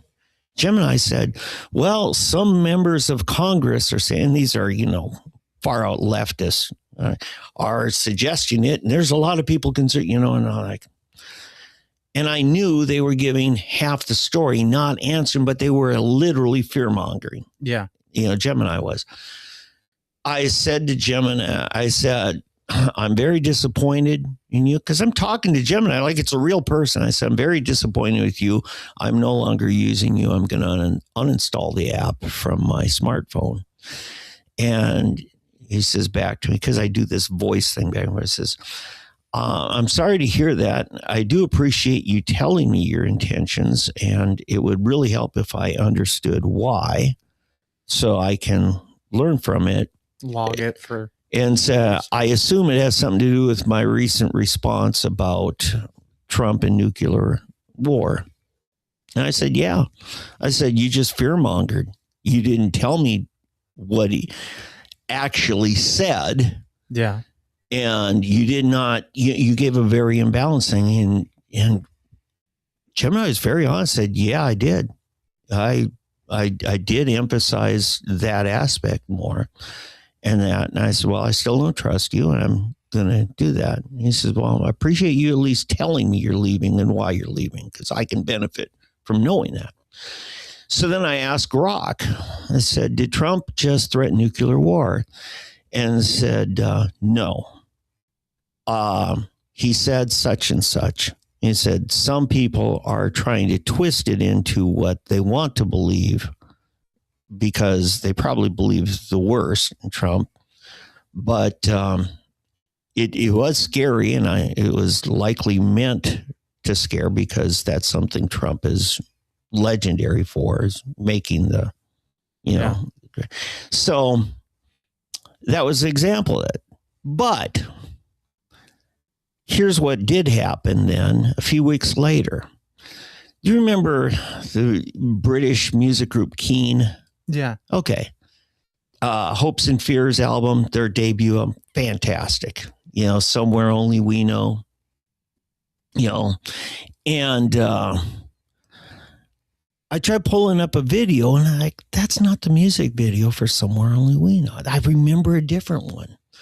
So I asked Grok, I said, what is the name of the music video Keane did where they show out in the forest, a city starts erecting itself into structures and buildings in a very urban environment. And then as the song goes on, it deconstructs back to that forest. And Grok said, well, that's bed-shaped. And that is, went on a little bit more description. So I pulled up that video on YouTube. No, it's not that. Not at all. Bed-shape's about a homeless creature, in an urban environment. So I keep looking. Grok's so sure it's bed-shaped.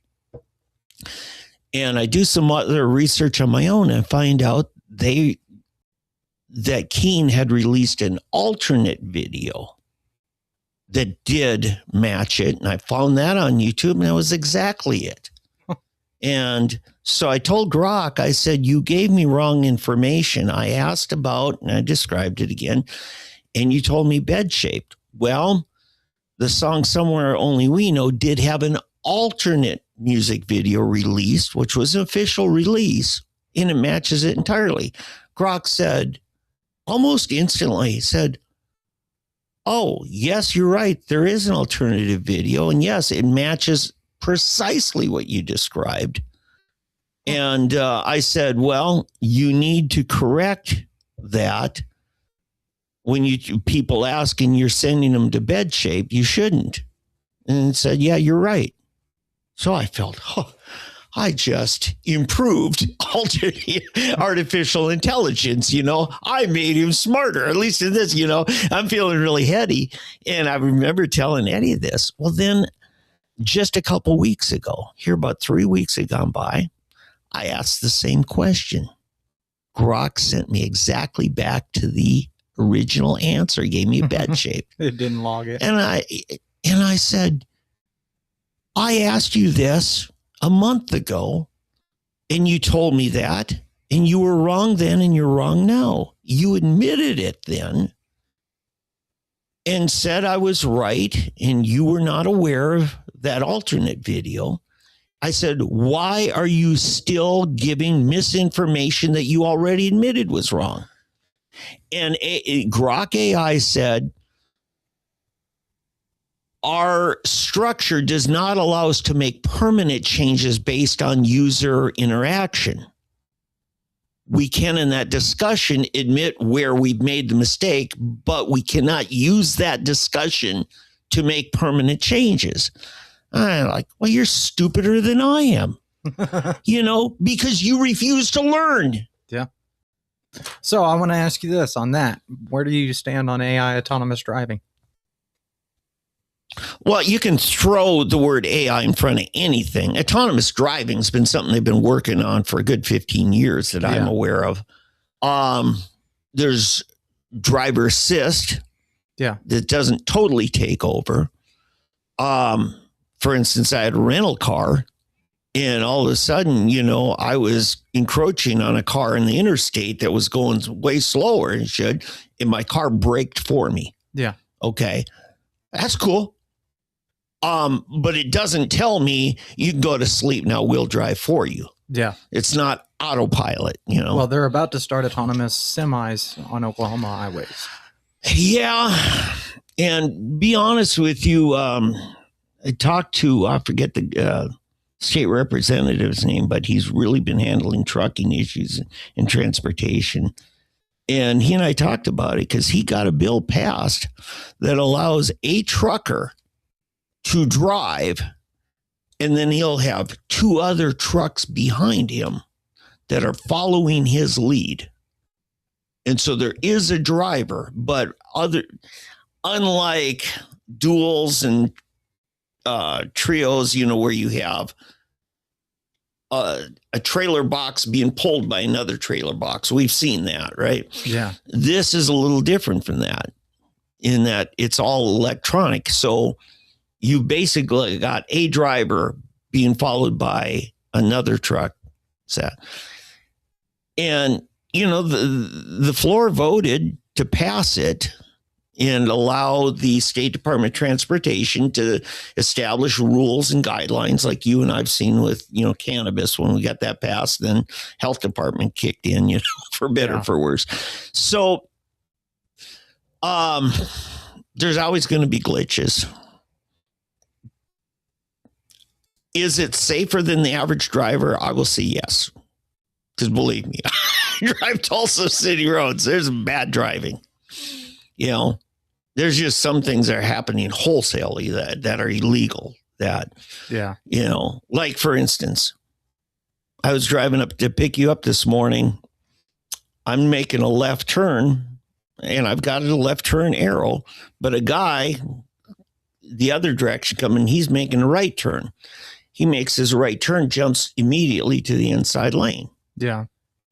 In almost every state, you stay in accordance to the line that you started in. You always go to the nearest lane and you make your lane changes as a separate legal action. Well, in other states like California, whenever you make a turn, you stay in your lane. Exactly. In fact, I was watching a YouTube video on the matter, and they showed this kid taking his behind the wheel training and the instructor talking, and they observed somebody do just that. And the instructor said that will be an immediate failure. It's not just marks taken off your road test. There's certain things that are called an unsafe action that are immediately, it's over. So you're saying that he needed to turn to the nearest lane that was open? Exactly.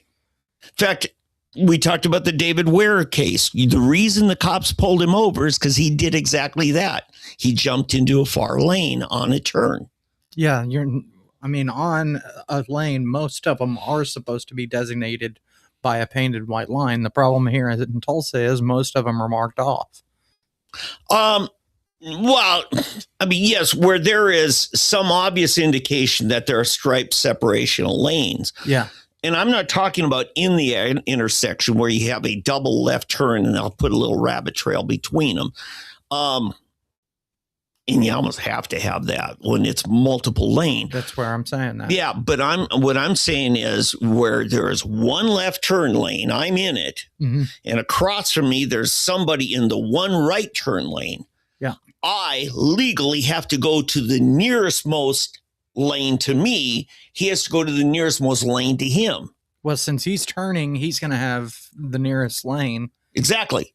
Your nearest lane would be actually the other side. What I'm saying in American driving, both of them should be able to make their actions simultaneously without interfering each other. Yeah. Okay. The thing is, when I do that, I typically get honked at. Yep. Because the other guy thinks he has a right to pick his lane in the middle of the turn. Because they're making a protected right turn. Well, it's not protected. It's protected to the closest lane of traffic. Right. And so's mine. And most Oklahomans don't realize this, and that's why they hold up traffic. Yep. Because they're waiting until they have all of them available. You know that's one of the problems with traffic circles. I went through one the other day that the funny thing was it had where the inside circle was protected to complete a full circle, but yet every turn on lane to it was a yield. But yet everybody was thinking, oh, you need to jump into the circle to get off at the next exit. No, actually you stay in that yield lane and it wraps right around like a Texas turnaround. Does that make sense? Yeah. So a circle will have an inner lane. Yep. That's for the people continuing around. Yep. The people either getting on or getting off go to the outside designated entrance exit lane. Yes. Now, if you're going to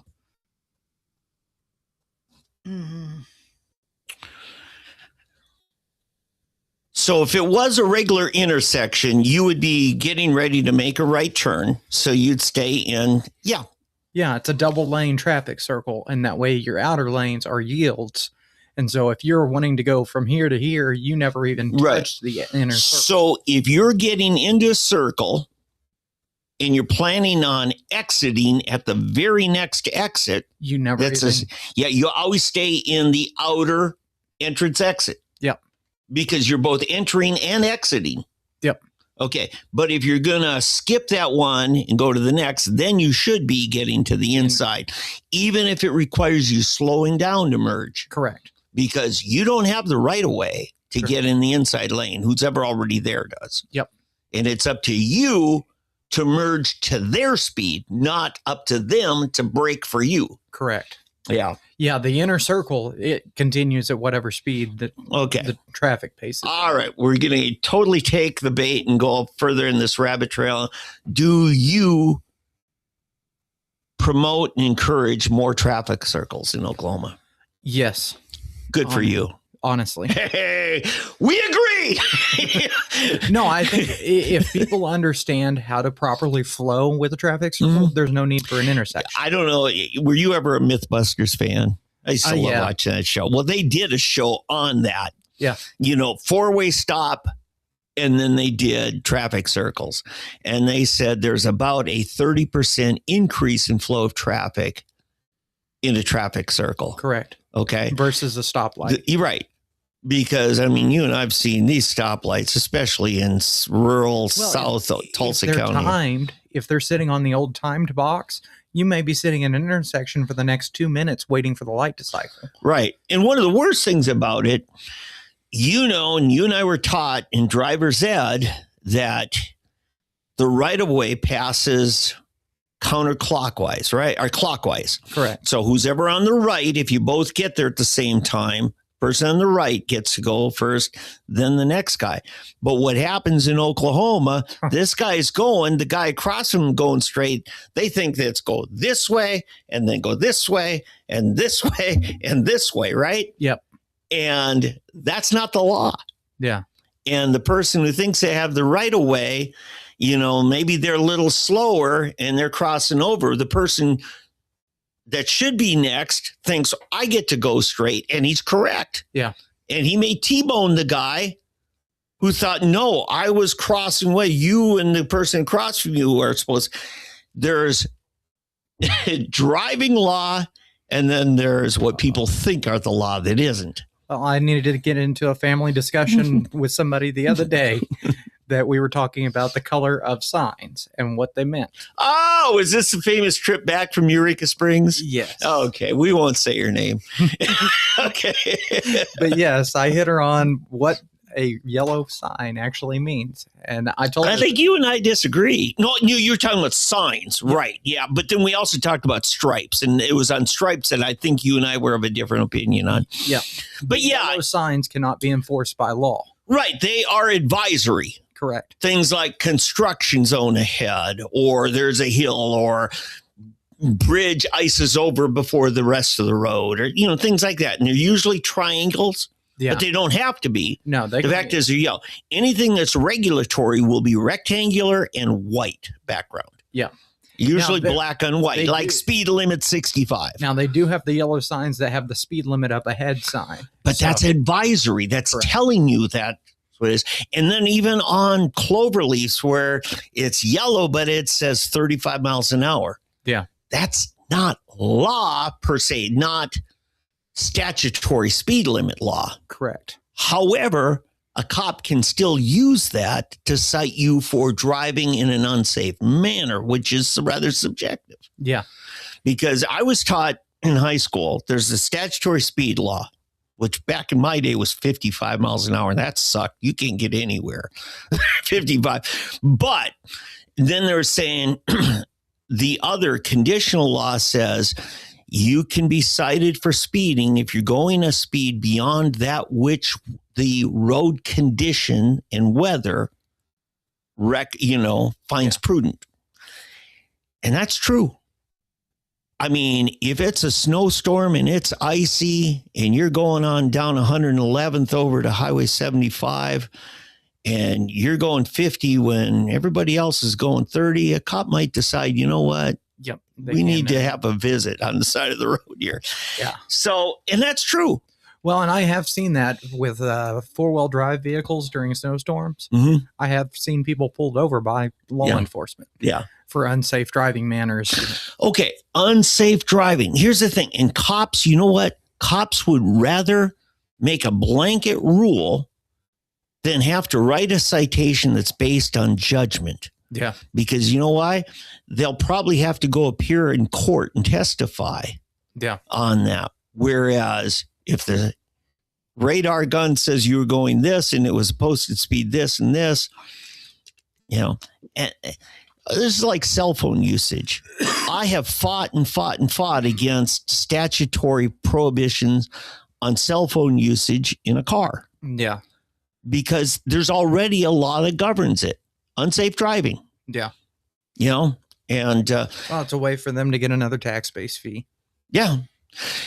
Back to your issue about driverless vehicles. Mm-hmm. The biggest problem we're going to have in that is municipal government counts on traffic citations for a big part of their budget. Well, you know what starts next year on all new vehicles? Breathalyzer interlock. Now, it does not need to be an actual breathalyzer, but the car has to have an interlock device for substances. And that's mandated by NHTSA, National Highway Transportation Safety. Yeah, well, and that's a requirement on new vehicles being certified to be tagged and licensed for use on public roads. Starting next year. Yeah. Because there are cars you can buy from China. You just can't drive them on the roads. You can buy an electric vehicle really cheap that you can use on your farm. That's unbelievably cheap, but it does not conform. As long as you're driving it off-road or using it as a farm vehicle, you can buy with it. So anyway, the point I was getting at is I would rather get away from these just hard, fast rules like the 0.08 alcohol limit. Hey, look, if somebody's impaired, every cop's got either a badge cam or a dash cam. Just simply do a field sobriety test. Have them walk a line, have them touch their nose, have them follow, and just give that video to the judge in the courts, and the jury can look at it and decide for themselves.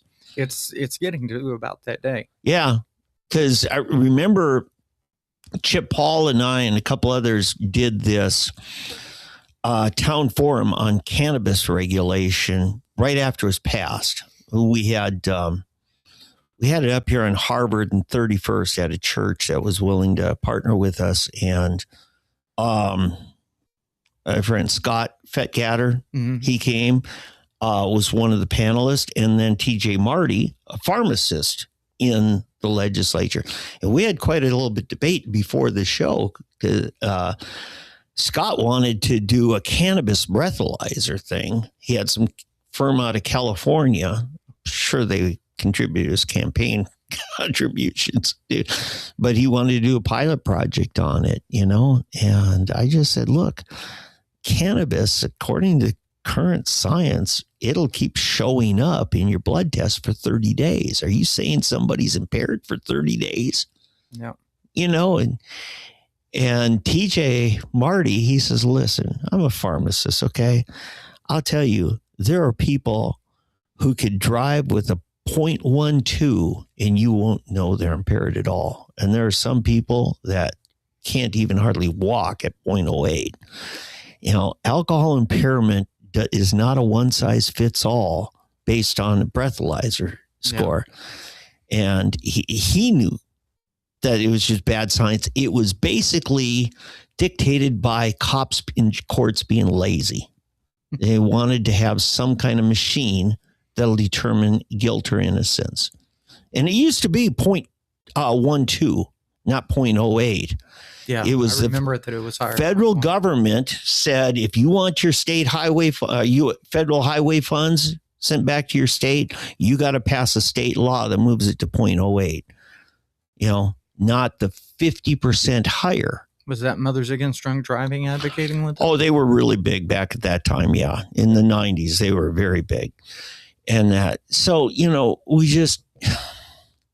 just throwing this one size fits all, So anyway, so we pretty much talked data center. Was there any other issue that we didn't address?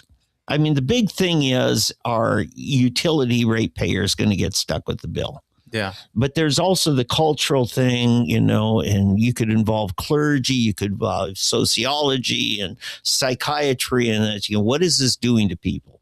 Yeah. Because you start thinking you're talking to a real person. Yeah. It's... No, I don't suggest anybody getting therapy or any kind of professional services without. Yeah. You remember the old search engine, Alta Vista and all the different ones. Ask Jeeves. Yeah. Ask Jeeves, which is another. Yeah. And, Google all of a sudden became the dominant player because they had a little bit better science involved in it. But still, you would type in a Google search and they would just use meta tags and all different things to throw up at you websites that might have an answer to your question. Yeah. Google didn't answer your question. Yeah. Because Google wasn't AI. AI now reads all those websites and then tells you the consensus answer to your question. So you don't have to go to those websites. Yeah. What's going to happen with AI is far less traffic to websites by real people. Oh, yeah. So all of a sudden, the web advertising on these sites is going to drop. Well, that's what search engine optimization has come to, is basically tagging hyperlinks and getting it possibly to where you are going to be the data that the person receives. Yeah, but the problem is if you've got, let's say I'm a local TV station, a radio station, and I've got a website where I put the news and stuff that it's going to be on my radio or on my TV and that, but I'm also selling ad space. Yeah. It's a form of revenue generating. Yeah. And now all of a sudden people, even though Google gave them the answer from your website, now all of a sudden you, Mr. Local resident in the neighborhood, you're not seeing that ad for Bill's Roofing Company because you never went to the TV station's website where the ad was. Google answered your question and say, by the way, if you need a roof, go to Bill's Roofing. Yeah. So there's people who are going to lose out in this. Yeah. And I don't know. I don't know what the answer. There's definitely people who are going to be losers in this. Anytime you use innovation, like Rush Limbaugh used to say, what happened to the buggy whip industries? When we were horse and carriage and you had to, when people bought automobiles, they didn't need buggy whips anymore. Yeah. You know, there's all of those side things. Well, like we were talking about Radio Shack going away. Yeah. There's been other players that put it all together for you. Yeah. You don't need to rely in yourself anymore. Yesterday, I was down at my local Walgreens drugstore, right? Big chain. And I remember when they'd first opened there, they had a really cool electronic section. Yeah. Cameras. I mean, all kinds of devices, radios. There's no electronic section there anymore. Yeah. Cell phone pretty much gobbled up all of it. Yeah. You don't need a personal or device, data device. You don't need a camera. You don't need a TomTom or a Garmin. GPS has gone away. Well, you don't. Tulsa was the headquarters of Garmin, and I mean they've liquidated so much of their staff. Yeah. Just for the simple fact, guess what? GPS is now Google Maps. Yeah. You know, this is the thing.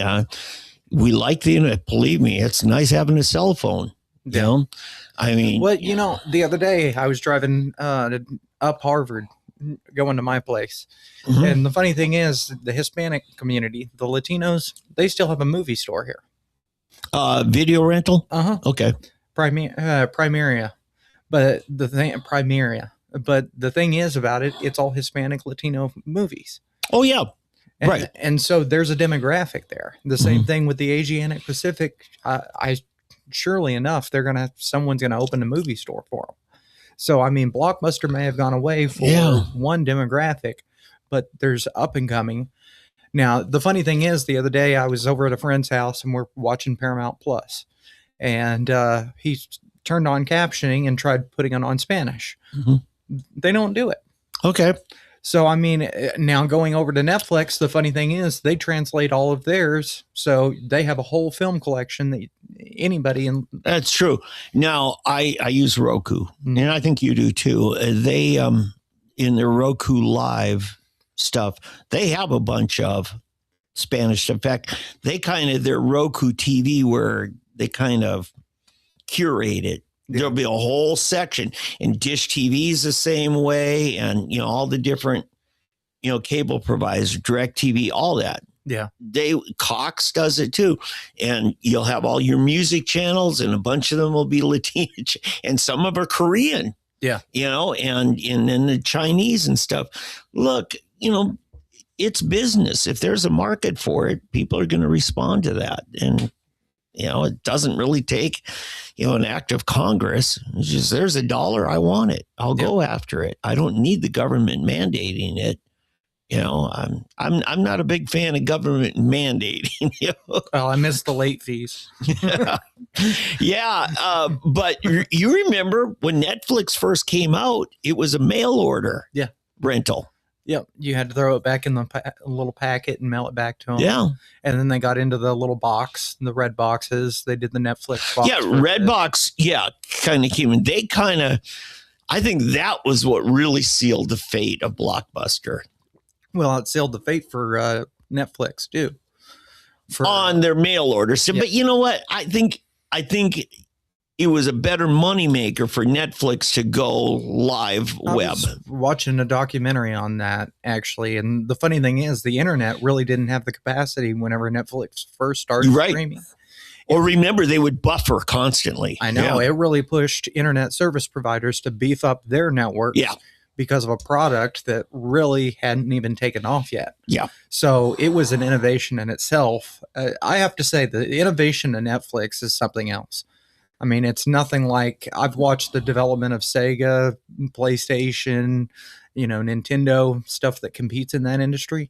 There's nothing that sets the grounds of what Netflix did. Yeah, and you're probably a little closer to the whole gaming community than I am, but evidently PlayStation and Xbox have really become more than just straight gaming. They're the dominators. I mean, back in the day when... No, well, hold on here. There's gaming as you and I have historically known, the whole toggling, shoot 'em ups and first person shooters and stuff. But people are watching movies on Xbox consoles, PlayStation consoles. Oh, yeah. And, the days of joysticks have gone away. Now they've got bodysuits that actually mimic your movement in the game. So yeah, it's a lot of investment. Well, the funny thing is, as much as much as they're pushing that in an augmented reality, they thought 3D was going to hit. People are lazy. Yeah. Whenever people go home, they don't want to be active. They want to be able to sit in front of something and toggle joysticks more. And so they are seeing that.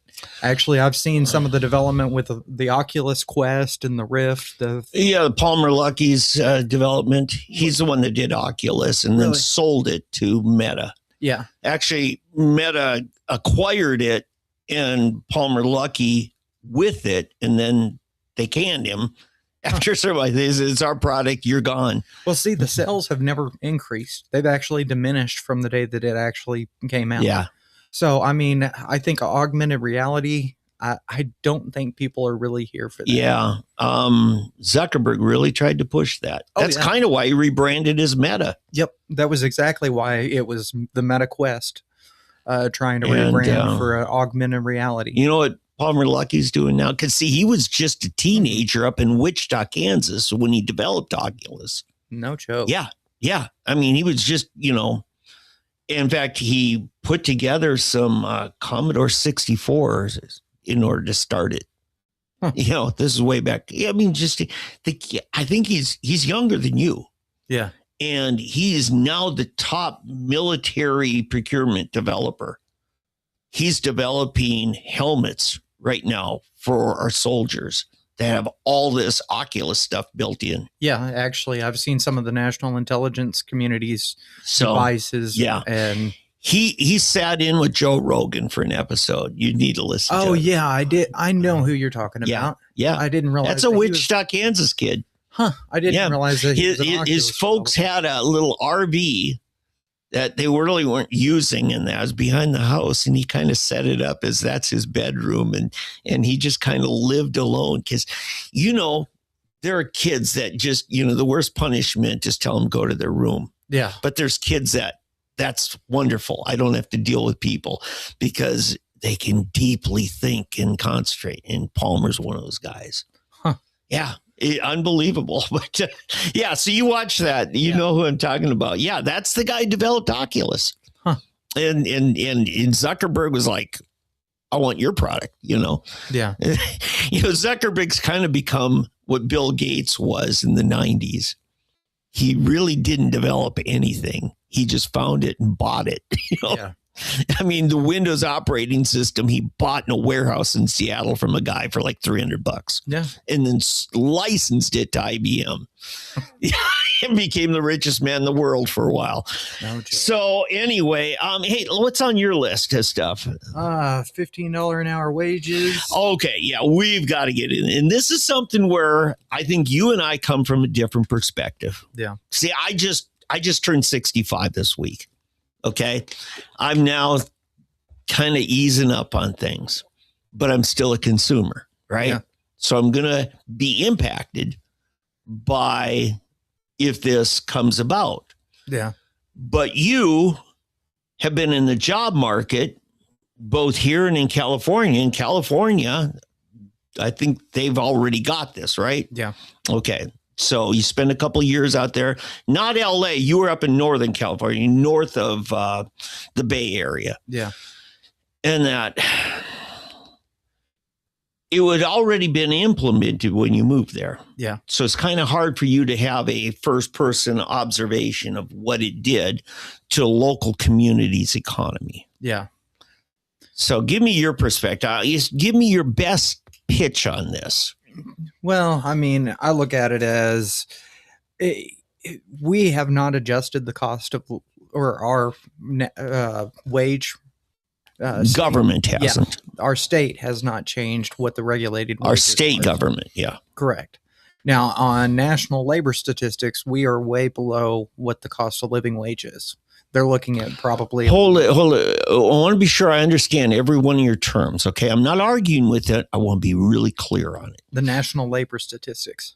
Labor statistics. So the National Labor Board. Now, this would be a federal agency. Yep. And saying, what are they saying? What our stated minimum wage law is or what the marketplace is? What the marketplace is. The cost Gotcha. of living. Now, the marketplace, the cost of living, in fact, in the nation, Pryor always ends up the top 10 most affordable places to live. Yeah. And one of the things they say, the cost of living in Oklahoma is way below national average. Correct. So the cost of living looks at consumer issues.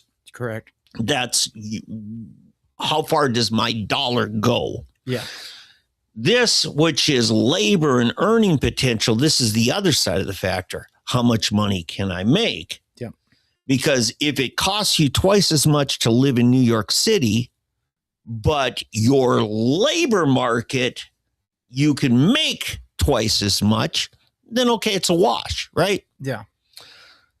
And would not this law empower a formula that mandates we've got to match the aggregate average of the rest of the states? Well, after 2030, it will. Okay, so this has a phase in. Correct. And currently, our stated minimum wage in the state is $7.25. Correct. Although almost every job that an adult gets, they're going to make more than that. Yeah, hopefully.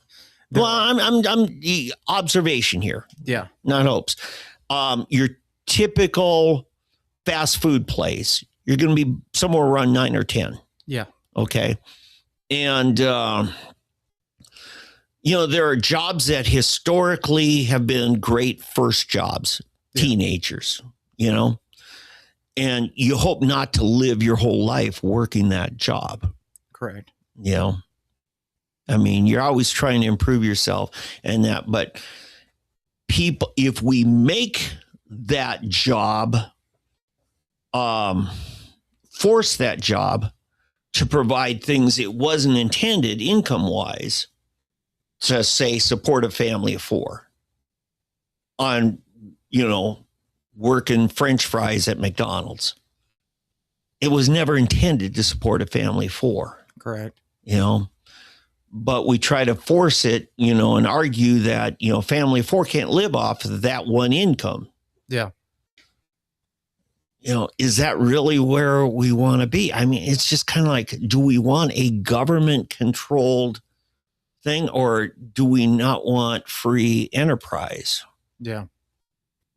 Well, I mean, for small businesses, 10 employees or less, it's not going to change anything. Okay. And remember this same kind of language we saw in Obamacare. Yeah. One of Steve Moore you'll see him on Fox News all the time and Newsmax and stuff. He's an economist. I was up in Chicago having dinner with him one time. There's a small group of us, Freedom Works put together. It's back in 2016. He says, there are 29ers and 49ers in our marketplace. Do any of you know what those are? I'm sitting right next to him and I'm like, God, I don't know. I feel stupid. He says, let's talk 29ers. What's a 29er? And nobody knew. He says, those are the people who only work 29 hours a week, because if they work 30 hours, then the boss has to pay their health care. Yep. And so the boss will never let them work more than 29 hours. And what happened then is you had somebody no longer working a full-time job. They were working 2 part-time jobs. Yeah. And that's a lot more complicated for family life and everything, because you had to get both of those employers to cooperate with each other so they didn't both book you for that same time slot. Yep. And, your dad was a restaurant employee. Having people show up for work is important. Oh, yeah. Okay. And then he said, now what's a 49er? And somebody finally guessed. That's an employer who will never hire more than 49 employees, because they don't have to comply with Obamacare mandates on businesses if they have less than 50 employees. And people, I talked to Henry Primo. Him as famous car dealership, very prominent man. And he told me, he says, I'm going to have to adjust. He says, I can't pay everybody's health care. Yeah. And he says, I can't compete with the other car dealers like this. He says, I'm going to never have 50 employees anymore. I used to. But these are the unintended consequences that aren't always figured out in this. Yeah. You know, Bill Clinton famously passed a tax increase that put a luxury tax on yachts. You know what that did? What? It drove our yacht manufacturers off coast. They went to other countries. Other nations got those taxes. We didn't get any. Huh. And you'll see it happen from state to state.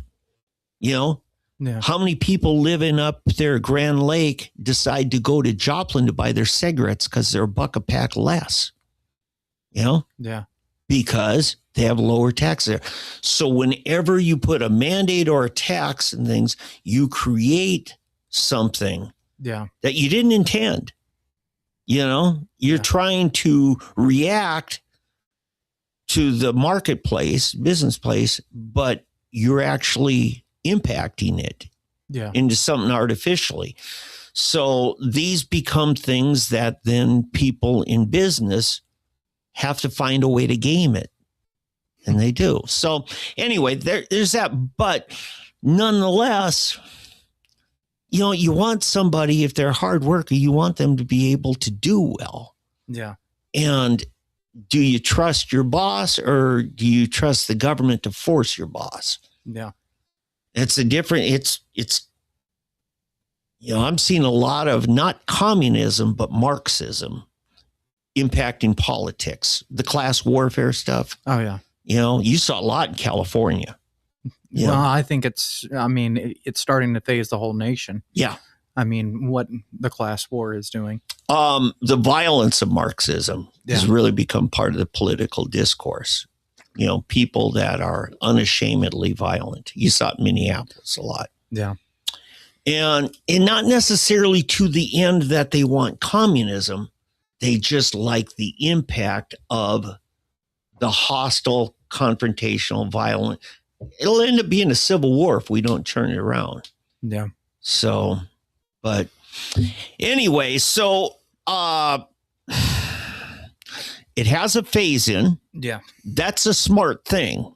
Yeah. You know, it'll make it easier for people to say, okay, we can try. The other thing is, this is not a state constitutional amendment, is it? No. This creates a statutory law, which then the legislature can adjust more easily. Yeah. Remember, Chip Paul and Frank Groves wrote 788 as statutory law. And we saw Scott Fetgatter, John Eccles, and others saying, okay, here's how we make it actually workable. Yeah. Because it wasn't workable the way they wrote it. So that's going to, you know, ease some people's concerns right there. Yeah. Other people have concerns like, hey, you give something, it's a whole lot harder to take it away after you've given it. Especially a tax. Yeah. I mean, you've had some health concerns. I don't know if you remember a time when whether you get covered on health insurance determined whether you had pre-existing conditions. Yeah. And were there riders put on it to where, oh, you had a back problem? Oh, we're putting a rider. You'll never be covered for back injuries or any issues on that. Yeah. Obamacare got rid of that. Pre-existing conditions. Now all of a sudden, okay, nobody has to go buy high-risk health insurance. But guess what? Everybody is now on a high-risk health insurance because we brought them in. Yeah. And pre-existing. So Obamacare did not lower the cost of health care, did it? No. No. But that was one of the things they sold it on. Yeah. You know, so as a voter, you'd say, if I'm for this, is it really going to deliver on what it claims? Yeah. And because, look, I know your folks, you know, in the restaurant business, there's no harder work than running a restaurant. You know, I remember in those days, it's long hours, tireless, and that they know how to work. And they want to make sure their kids knew how to actually work. And the funny thing is, you went to school with a lot of privileged kids. Yeah. And it was like there's this culture class, you know. I'm from a middle class blue collar family. and there's all these privileged kids, you know, mom and dad buying them cars and cell phones and that, you know. Yeah. Am I coloring this pretty accurately? Right? Mm-hmm. And then, but this is jinx. Yeah. But think of it, when I'm in high school, actually, no. I got my first paper route when I was in 3rd grade, 8 years old. Okay. Downtown Little Falls. And it's a small town, smaller than Jinx. Okay. But I'm down there every day at 8 years old. And on Sunday mornings, I got to deliver the Sunday papers. Yeah. Down there. It's rough. It's cold, you know. And I'm raking leaves, mowing lawns, shoveling sidewalks, god awful snowstorms up there, you know? Yeah. And then, you know, my first hourly rate job, carrying groceries out in a grocery store to put in people's cars. That job doesn't exist anymore. Yeah. And I'm saying minimum wage is one of the reasons. Yeah. Pumping gas at a gas station. They're all self-serve now, except Reed's up there on, you know, 21st and Lewis. You know. Well, we used to have the job of door greeters. Yeah. I mean, every building had a door greeter. Yeah. And so some jobs went away when minimum wage. I mean, I've hired several people back when I was with Rathbones. And you know, some of them had pretty impressive resumes that were overqualified. Yeah. And you learn really quick, don't hire someone that's overqualified. You'll never keep them. Yeah. And the other thing is they're going to assume because of their resume, they're worth a certain amount. The job has a worth. The job pays a certain amount because that's the worth of that job. If you can fill that need, here's what it in the marketplace is worth. Yeah. It doesn't matter how many PhDs you have. The job is worth that. Yeah. And what I'm saying is currently any job that's worth less than $7.25 an hour doesn't exist. Yeah. Or it's on the black market. You know, we're finding some way under the counter to hire the neighborhood kid to mow our lawn, you know. And what I'm saying is now, if this goes to what? Eventually, by the end of the decade, would be at 15 an hour, right? Yeah. So any job that's worth less than 15 an hour will not exist. And who suffers most? I'm saying it's kids entering the job force. Yeah. So it's going to put more of a pressure on starting jobs. Yeah. Now it's going to impact more than that. Because almost every collective bargaining contract, union job, they structure it based on minimum wage and a certain amount of hourly rate over what minimum wage is. Yeah. So the reason why the unions are pushing for this and putting money into it is because they're going to get a pay raise out of it. If they're making 32 an hour, they'll jump up to 38 an hour. You know? Yeah. So there's those unintended consequences. But you like to see people have more money to spend. Will that help the economy? Yeah, it will. Yeah. Right? I have a brother that used to work for Boeing, you know, late union job. Yeah. Out in Seattle, you know. And they argued that minimum wage ought to be hiked up to whatever it takes to get people off of government assistance, food stamps, Medicaid, things like that. Yeah. Well, a lot of that's going to be based on their family arrangement. Yeah. If a dad has got 6 kids at home, but his income really can fully support only 3 kids at home, then his choice to have 3 more kids is him forcing the government now to subsidize their health care, you know, and other things. Yeah. So, you know, who's responsible? And then, you know what else you get? When the government is paying for something, they think they have a moral right to start controlling your life. Yeah. Because of that. I mean, that's the authoritarianship of our government. Yes. I mean, you're aware of how much a pack of cigarettes cost. Yep. Okay. The government feels justified in taxing you because of all the money that the state has to spend on health care for people who've been smokers. Mm-hmm. Okay. And that's nanny state, shaming your choices of what you consume. Yep. Based on, but we have to pay for it. Well, that's socialism dictating, people's, their right to dictate your lifestyle. Yeah. And this is where libertarians are kind of like, hey, it's my body, my choice, my life, leave me alone. And, people have largely, a lot of conservatives have said, as long as we're having to pay for your stupid choices, we're going to start controlling your stupid choices. Yeah. And I think you and I are libertarian enough to know, you know what, just leave me alone. Yeah. But anyway, I'm sorry, go ahead.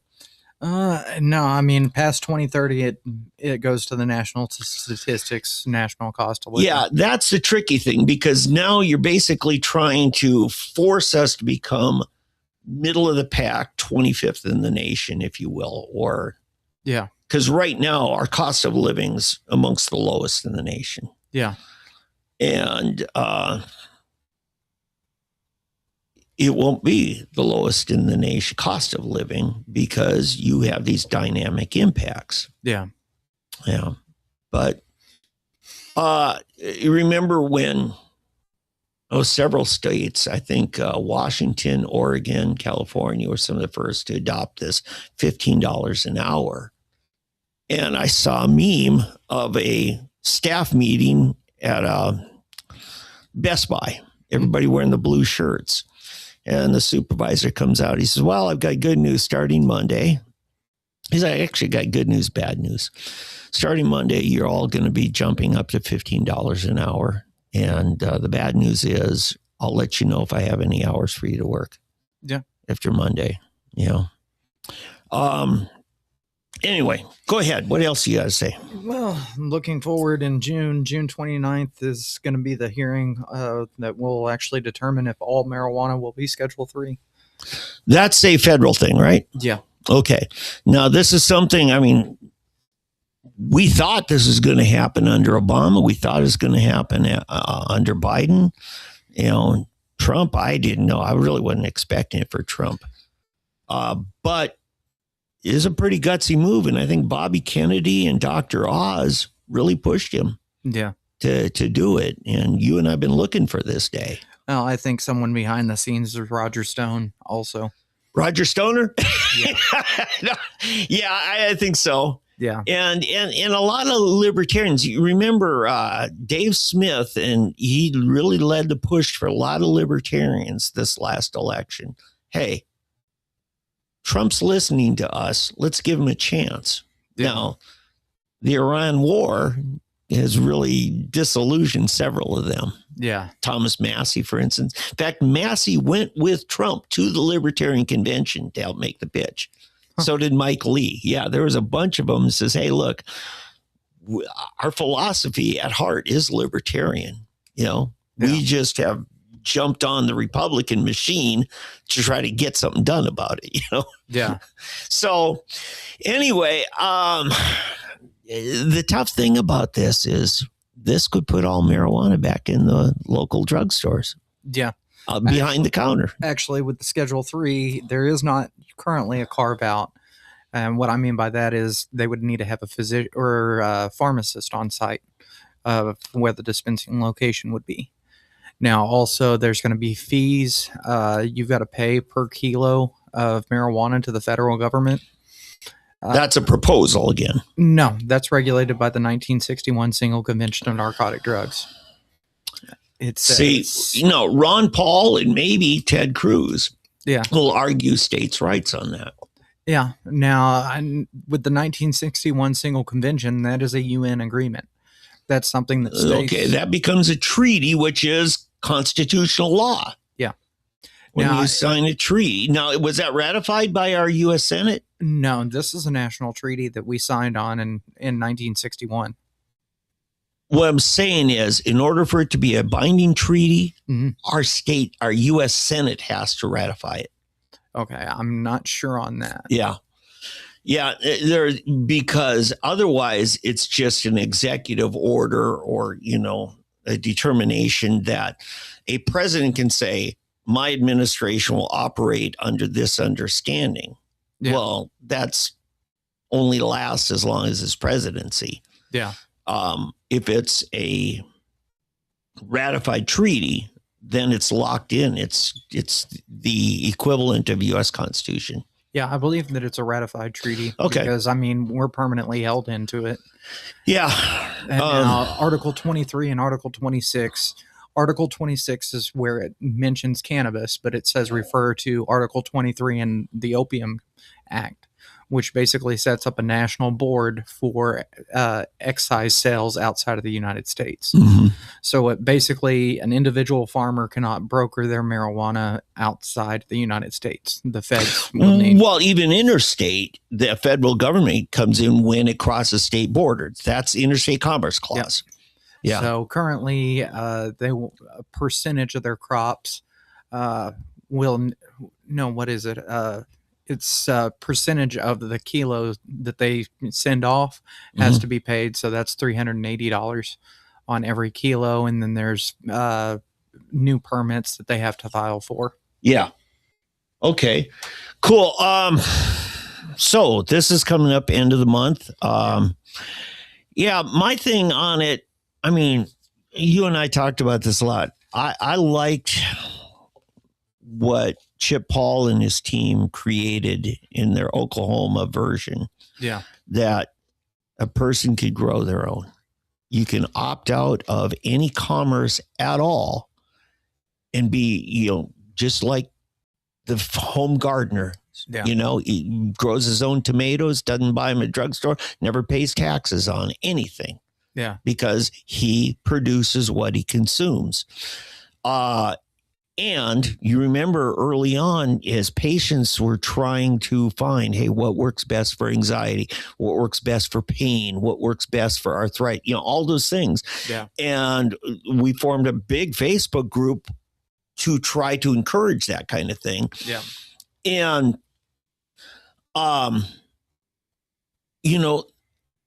the other thing you get with home grow is exactly what you're getting. Mm-hmm.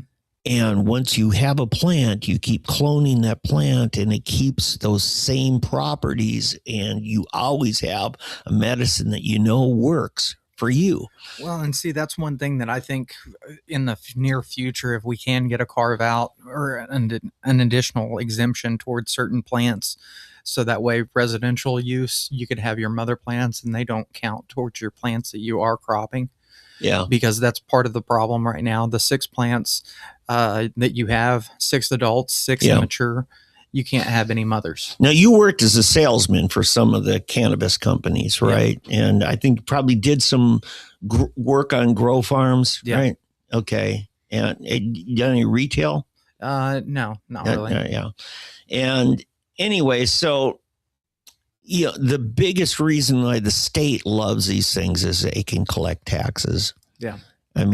Chip Paul said it'll have a 7% sales tax or 7% tax, not knowing the crazy, people at the state tax commission says, oh, since he didn't say sales tax, we're going to assume he meant excise tax, which means it gets both the sales tax and an excise tax. Yeah. And we end up eventually somewhere around 16, 17%. Yeah. And California isn't happy with that. Colorado wants a whole lot more, right? Oh, yeah. And I would say they shame the use and consumption of something so they can tax you. Yeah. Why else do we have such a high tax on a pack of cigarettes? Yeah. They shame it so they can tax it. They did the same thing with liquor. Fact is, in Oklahoma, there's a whole bunch of products that are subject to what they call sin taxes because it's a sin, according to Reverend Olson in the legislature. Therefore, it ought to be taxed more. Huh. We got to punish you for your sin. That's what they're really saying. Like selling cars on Sunday, that's a sin, you know. This last year's stripper registration cracked me up. What the prerequisites are for stripper registration, probably something to do with a pole. Oh my goodness. Was this a new law? Yeah, we're actually going to have a registration for exotic dancers. My goodness. Which means that's a public database that any FOIA can get to. I can imagine somebody posting up a fake registration. Yeah, I'm Connie Johnson. I did not go there. Hey, someone would be proud to have their name on it. I crack up at where this state's going with authoritarianship. There's still a law in Oklahoma that it's a misdemeanor, punishable by jail, if you impugn the chastity of a woman in Oklahoma. And it doesn't matter whether it's true or not. Now, on the notion of stupid laws to interrupt or disrupt a religious organization's gatherings, I think that is, how can you say that a protest 250 feet away or however many feet away is going to damage? Well, the famous one, of course, was Don Lemon going into a church building up Minneapolis and St. Paul while the service is going on. They did disrupt it. The funny thing is that very law was actually intended only to punish people protesting outside abortion clinics. It's the freedom of access to clinic entrance, FACE. But they decided to amend it to include places of worship in it. So it wasn't just one kind of business or commerce or gathering. It was so funny that I find out this thing that they were prosecuting pro-life demonstrators on is the same law that they're going after Don Lemon and that bunch on. And, but, to me, it's trespassing private property. Yeah. And they're trying to argue in a convoluted way. This was a public gathering. Well, I can say that a gathering of 10 people at my house is a religious gathering and a protest occurred. Yeah. I mean. Yeah. To me, this is something the federal government shouldn't be involved in. It's a states' rights issue. Yeah. Unless it involves, interstate activities.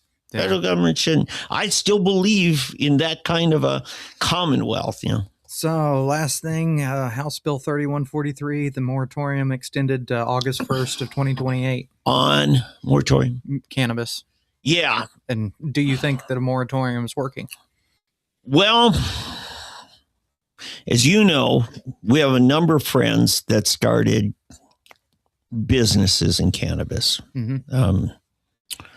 And many of the family businesses went under. Yeah.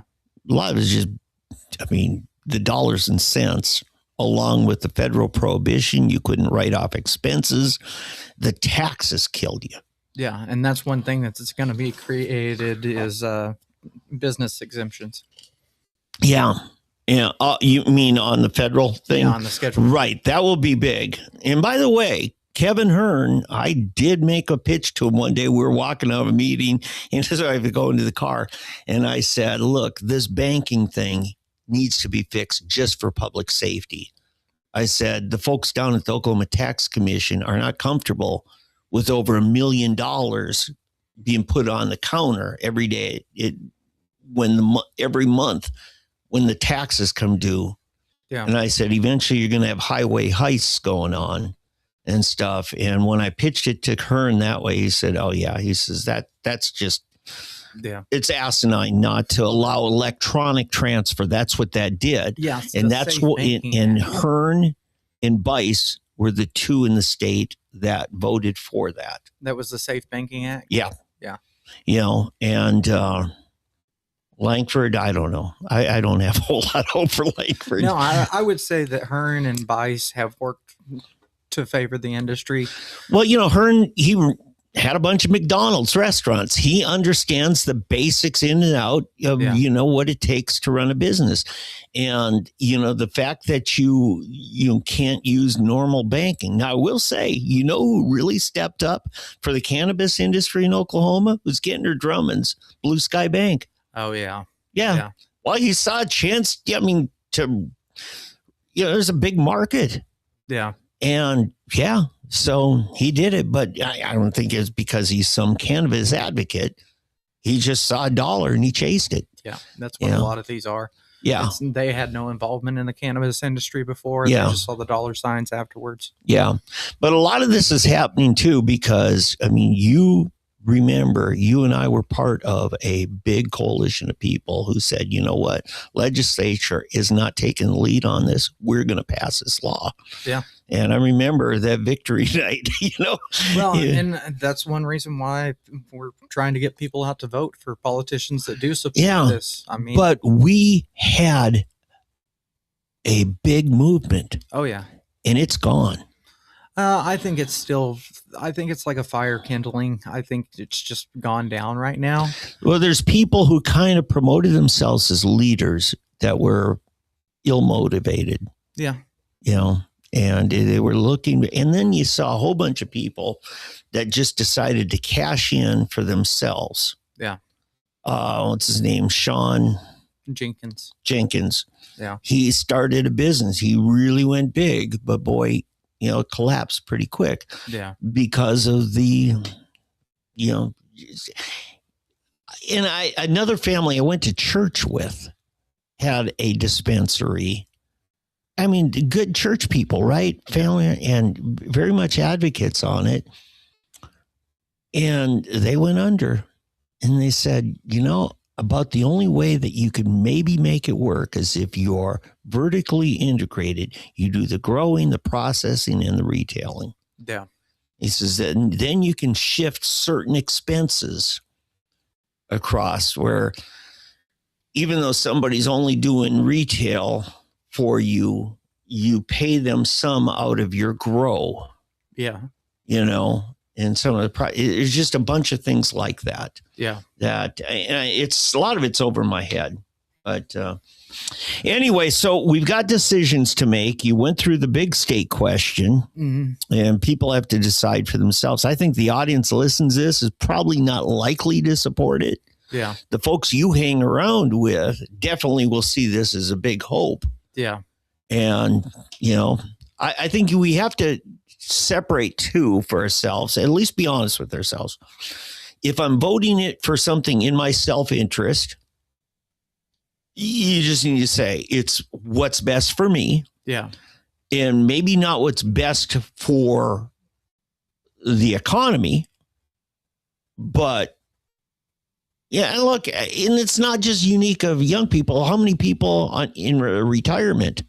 Yeah. They know Social Security's going broke, but they don't want their pension touched. Yeah. They want to make sure they get theirs. Yeah. So, are people selfish? A lot more than people are being honest about their selfishness. I just want people to be honest about it, Yeah. Okay. Well, that's pretty much it on your list of things. Oh, tell me who you're going to vote for. Now, you're a Democrat, right? Yeah. Okay. Governor. I would say Cindy Munson. Okay. Even though Connie, right? Yeah. Okay. Connie's temperament. It's not that. It's just the history. Yeah. I think there was a lot of attempts that could have been done with her in office that just did not settle well just in history. Yeah. With me. I think Cindy is more soft-spoken. She's not the flamethrower. Yeah. Sometimes Connie really was, Yeah. And I would say if the people vote for somebody of Cindy's temperament over somebody of Connie's, I think that says something good about the Oklahoma Democrats, that they're serious about working together in a solution, not just being flamethrowers, Yeah. All right. Because this is primary. Yeah. A lot more attention's being paid to the Republican side, of course. Yeah. It's Oklahoma. Um, what other big choices do the Democrats have to face?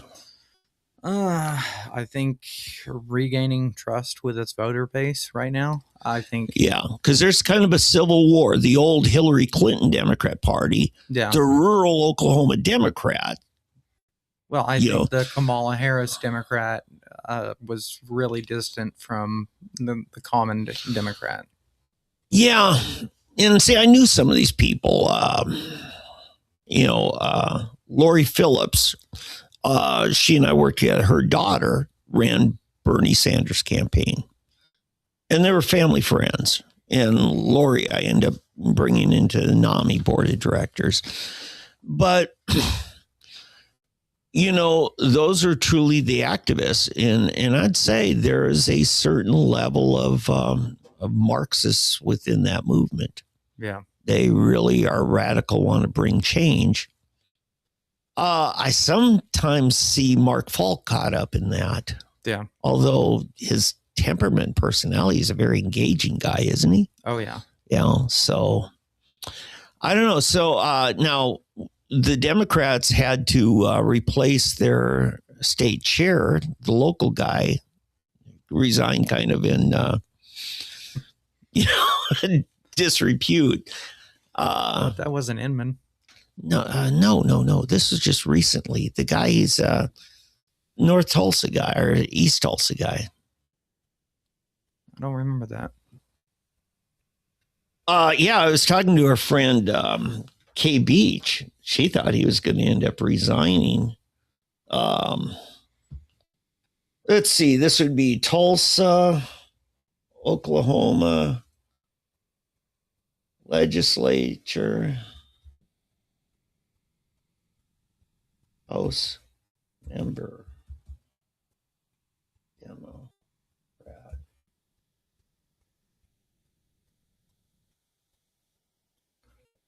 John Waldron. Oh, yeah.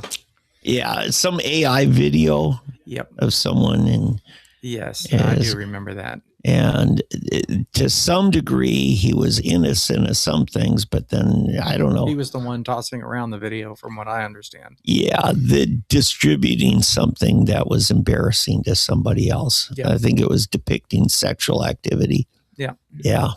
And actually, I think this last legislative session, they may have passed a bill on that to make it a criminal act. Yeah. And I don't know what's going to happen, I think you might be in Waldron's district. I don't know. Or is it Blancett? I think it is Waldron. Now. Waldron, yeah. I think he replaced Eric Proctor. Eric was a guy I really liked. Yeah. Yeah. He was just a stand-up guy. In fact, he would come speak at Tea Party events. Eric Proctor would. Was that First Oklahoma Bank down there in Chase? He's the either president or vice president of it. Huh. Yeah, he lived up there on east of University of Tulsa. And as soon as he got out, he moved to South Tulsa. He didn't want to live up there anymore. He's pretty well off. In fact, he hired Scott Inman to work at one of their bank branches. I didn't know that. Yeah, he and Inman were best friends. They really were in the legislature. So, but anyway, so those are the decisions that are coming up. Who do you think Republicans are going to go with? Governor, top two. I think Drummond and probably Keating. You think Keating's going to, is he coming on strong? Yeah. Wow. That's something else. He may be the Kevin Stitt. Remember, Stitt wasn't expected. He beat out Todd Lamb in that last 1% that came in. Yeah. So this could be that. I don't know. Keating has not closed the deal with me. Let's see. You think T.W. Shannon's got lieutenant governor, right? Oh, yeah. Yeah. We got a local guy. I know his dad, Bob Sullivan Jr. is running for insurance commissioner. J.J. Humphreys is running for lieutenant governor. Yeah, I just don't think J.J. as fun as a guy he is. You and I have interacted with him. T.W.'s got Trump's endorsement. He's got that. Attorney General is Eccles. Yeah, the Starling guy. I don't know him. Boy, there's money behind him, though. somebody's putting a lot of money into him, and it isn't going to go anywhere. So, yeah, I don't know. And then the big thing is the open House seat for Congress. Yeah, Also. Mullins seat. No, I'm talking about Hearn. Hearn's going to get that one, right? But I'm talking about then Hearn's congressional seats open. Now, Trump has endorsed Lohmeyer. A lot of us just don't think Lohmeyer is, really ready for it. I don't know. This would be his first time running any public office. He's been a pastor of a church and done a few other things related. Mark Tedford, who and I think your dad knew Tedford pretty well, right? Yeah. I think I'm going to pull the lever for him. Yeah, I've seen some. I've seen a lot pushing for him. Cochran, I don't know anything about, but a lot of money's behind him. So I just don't know who Cochran is. Yeah, I don't either. And then there's Kim David. Kim Lingo. Well, yeah. I mean, she goes by Kim David. She's a state senator, and she's now in the Corporation Commission, and she's running for this office. She always had a huge war chest, money, stored up. But I just don't think Tulsa knows her. She's from Wagner County, She served in the Senate on the south side of Wagner County. Yeah, I don't know. So,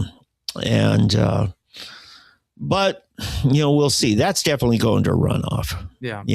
That one. I think the governor's race and then first district congressional race are the big ones in runoff. Yeah.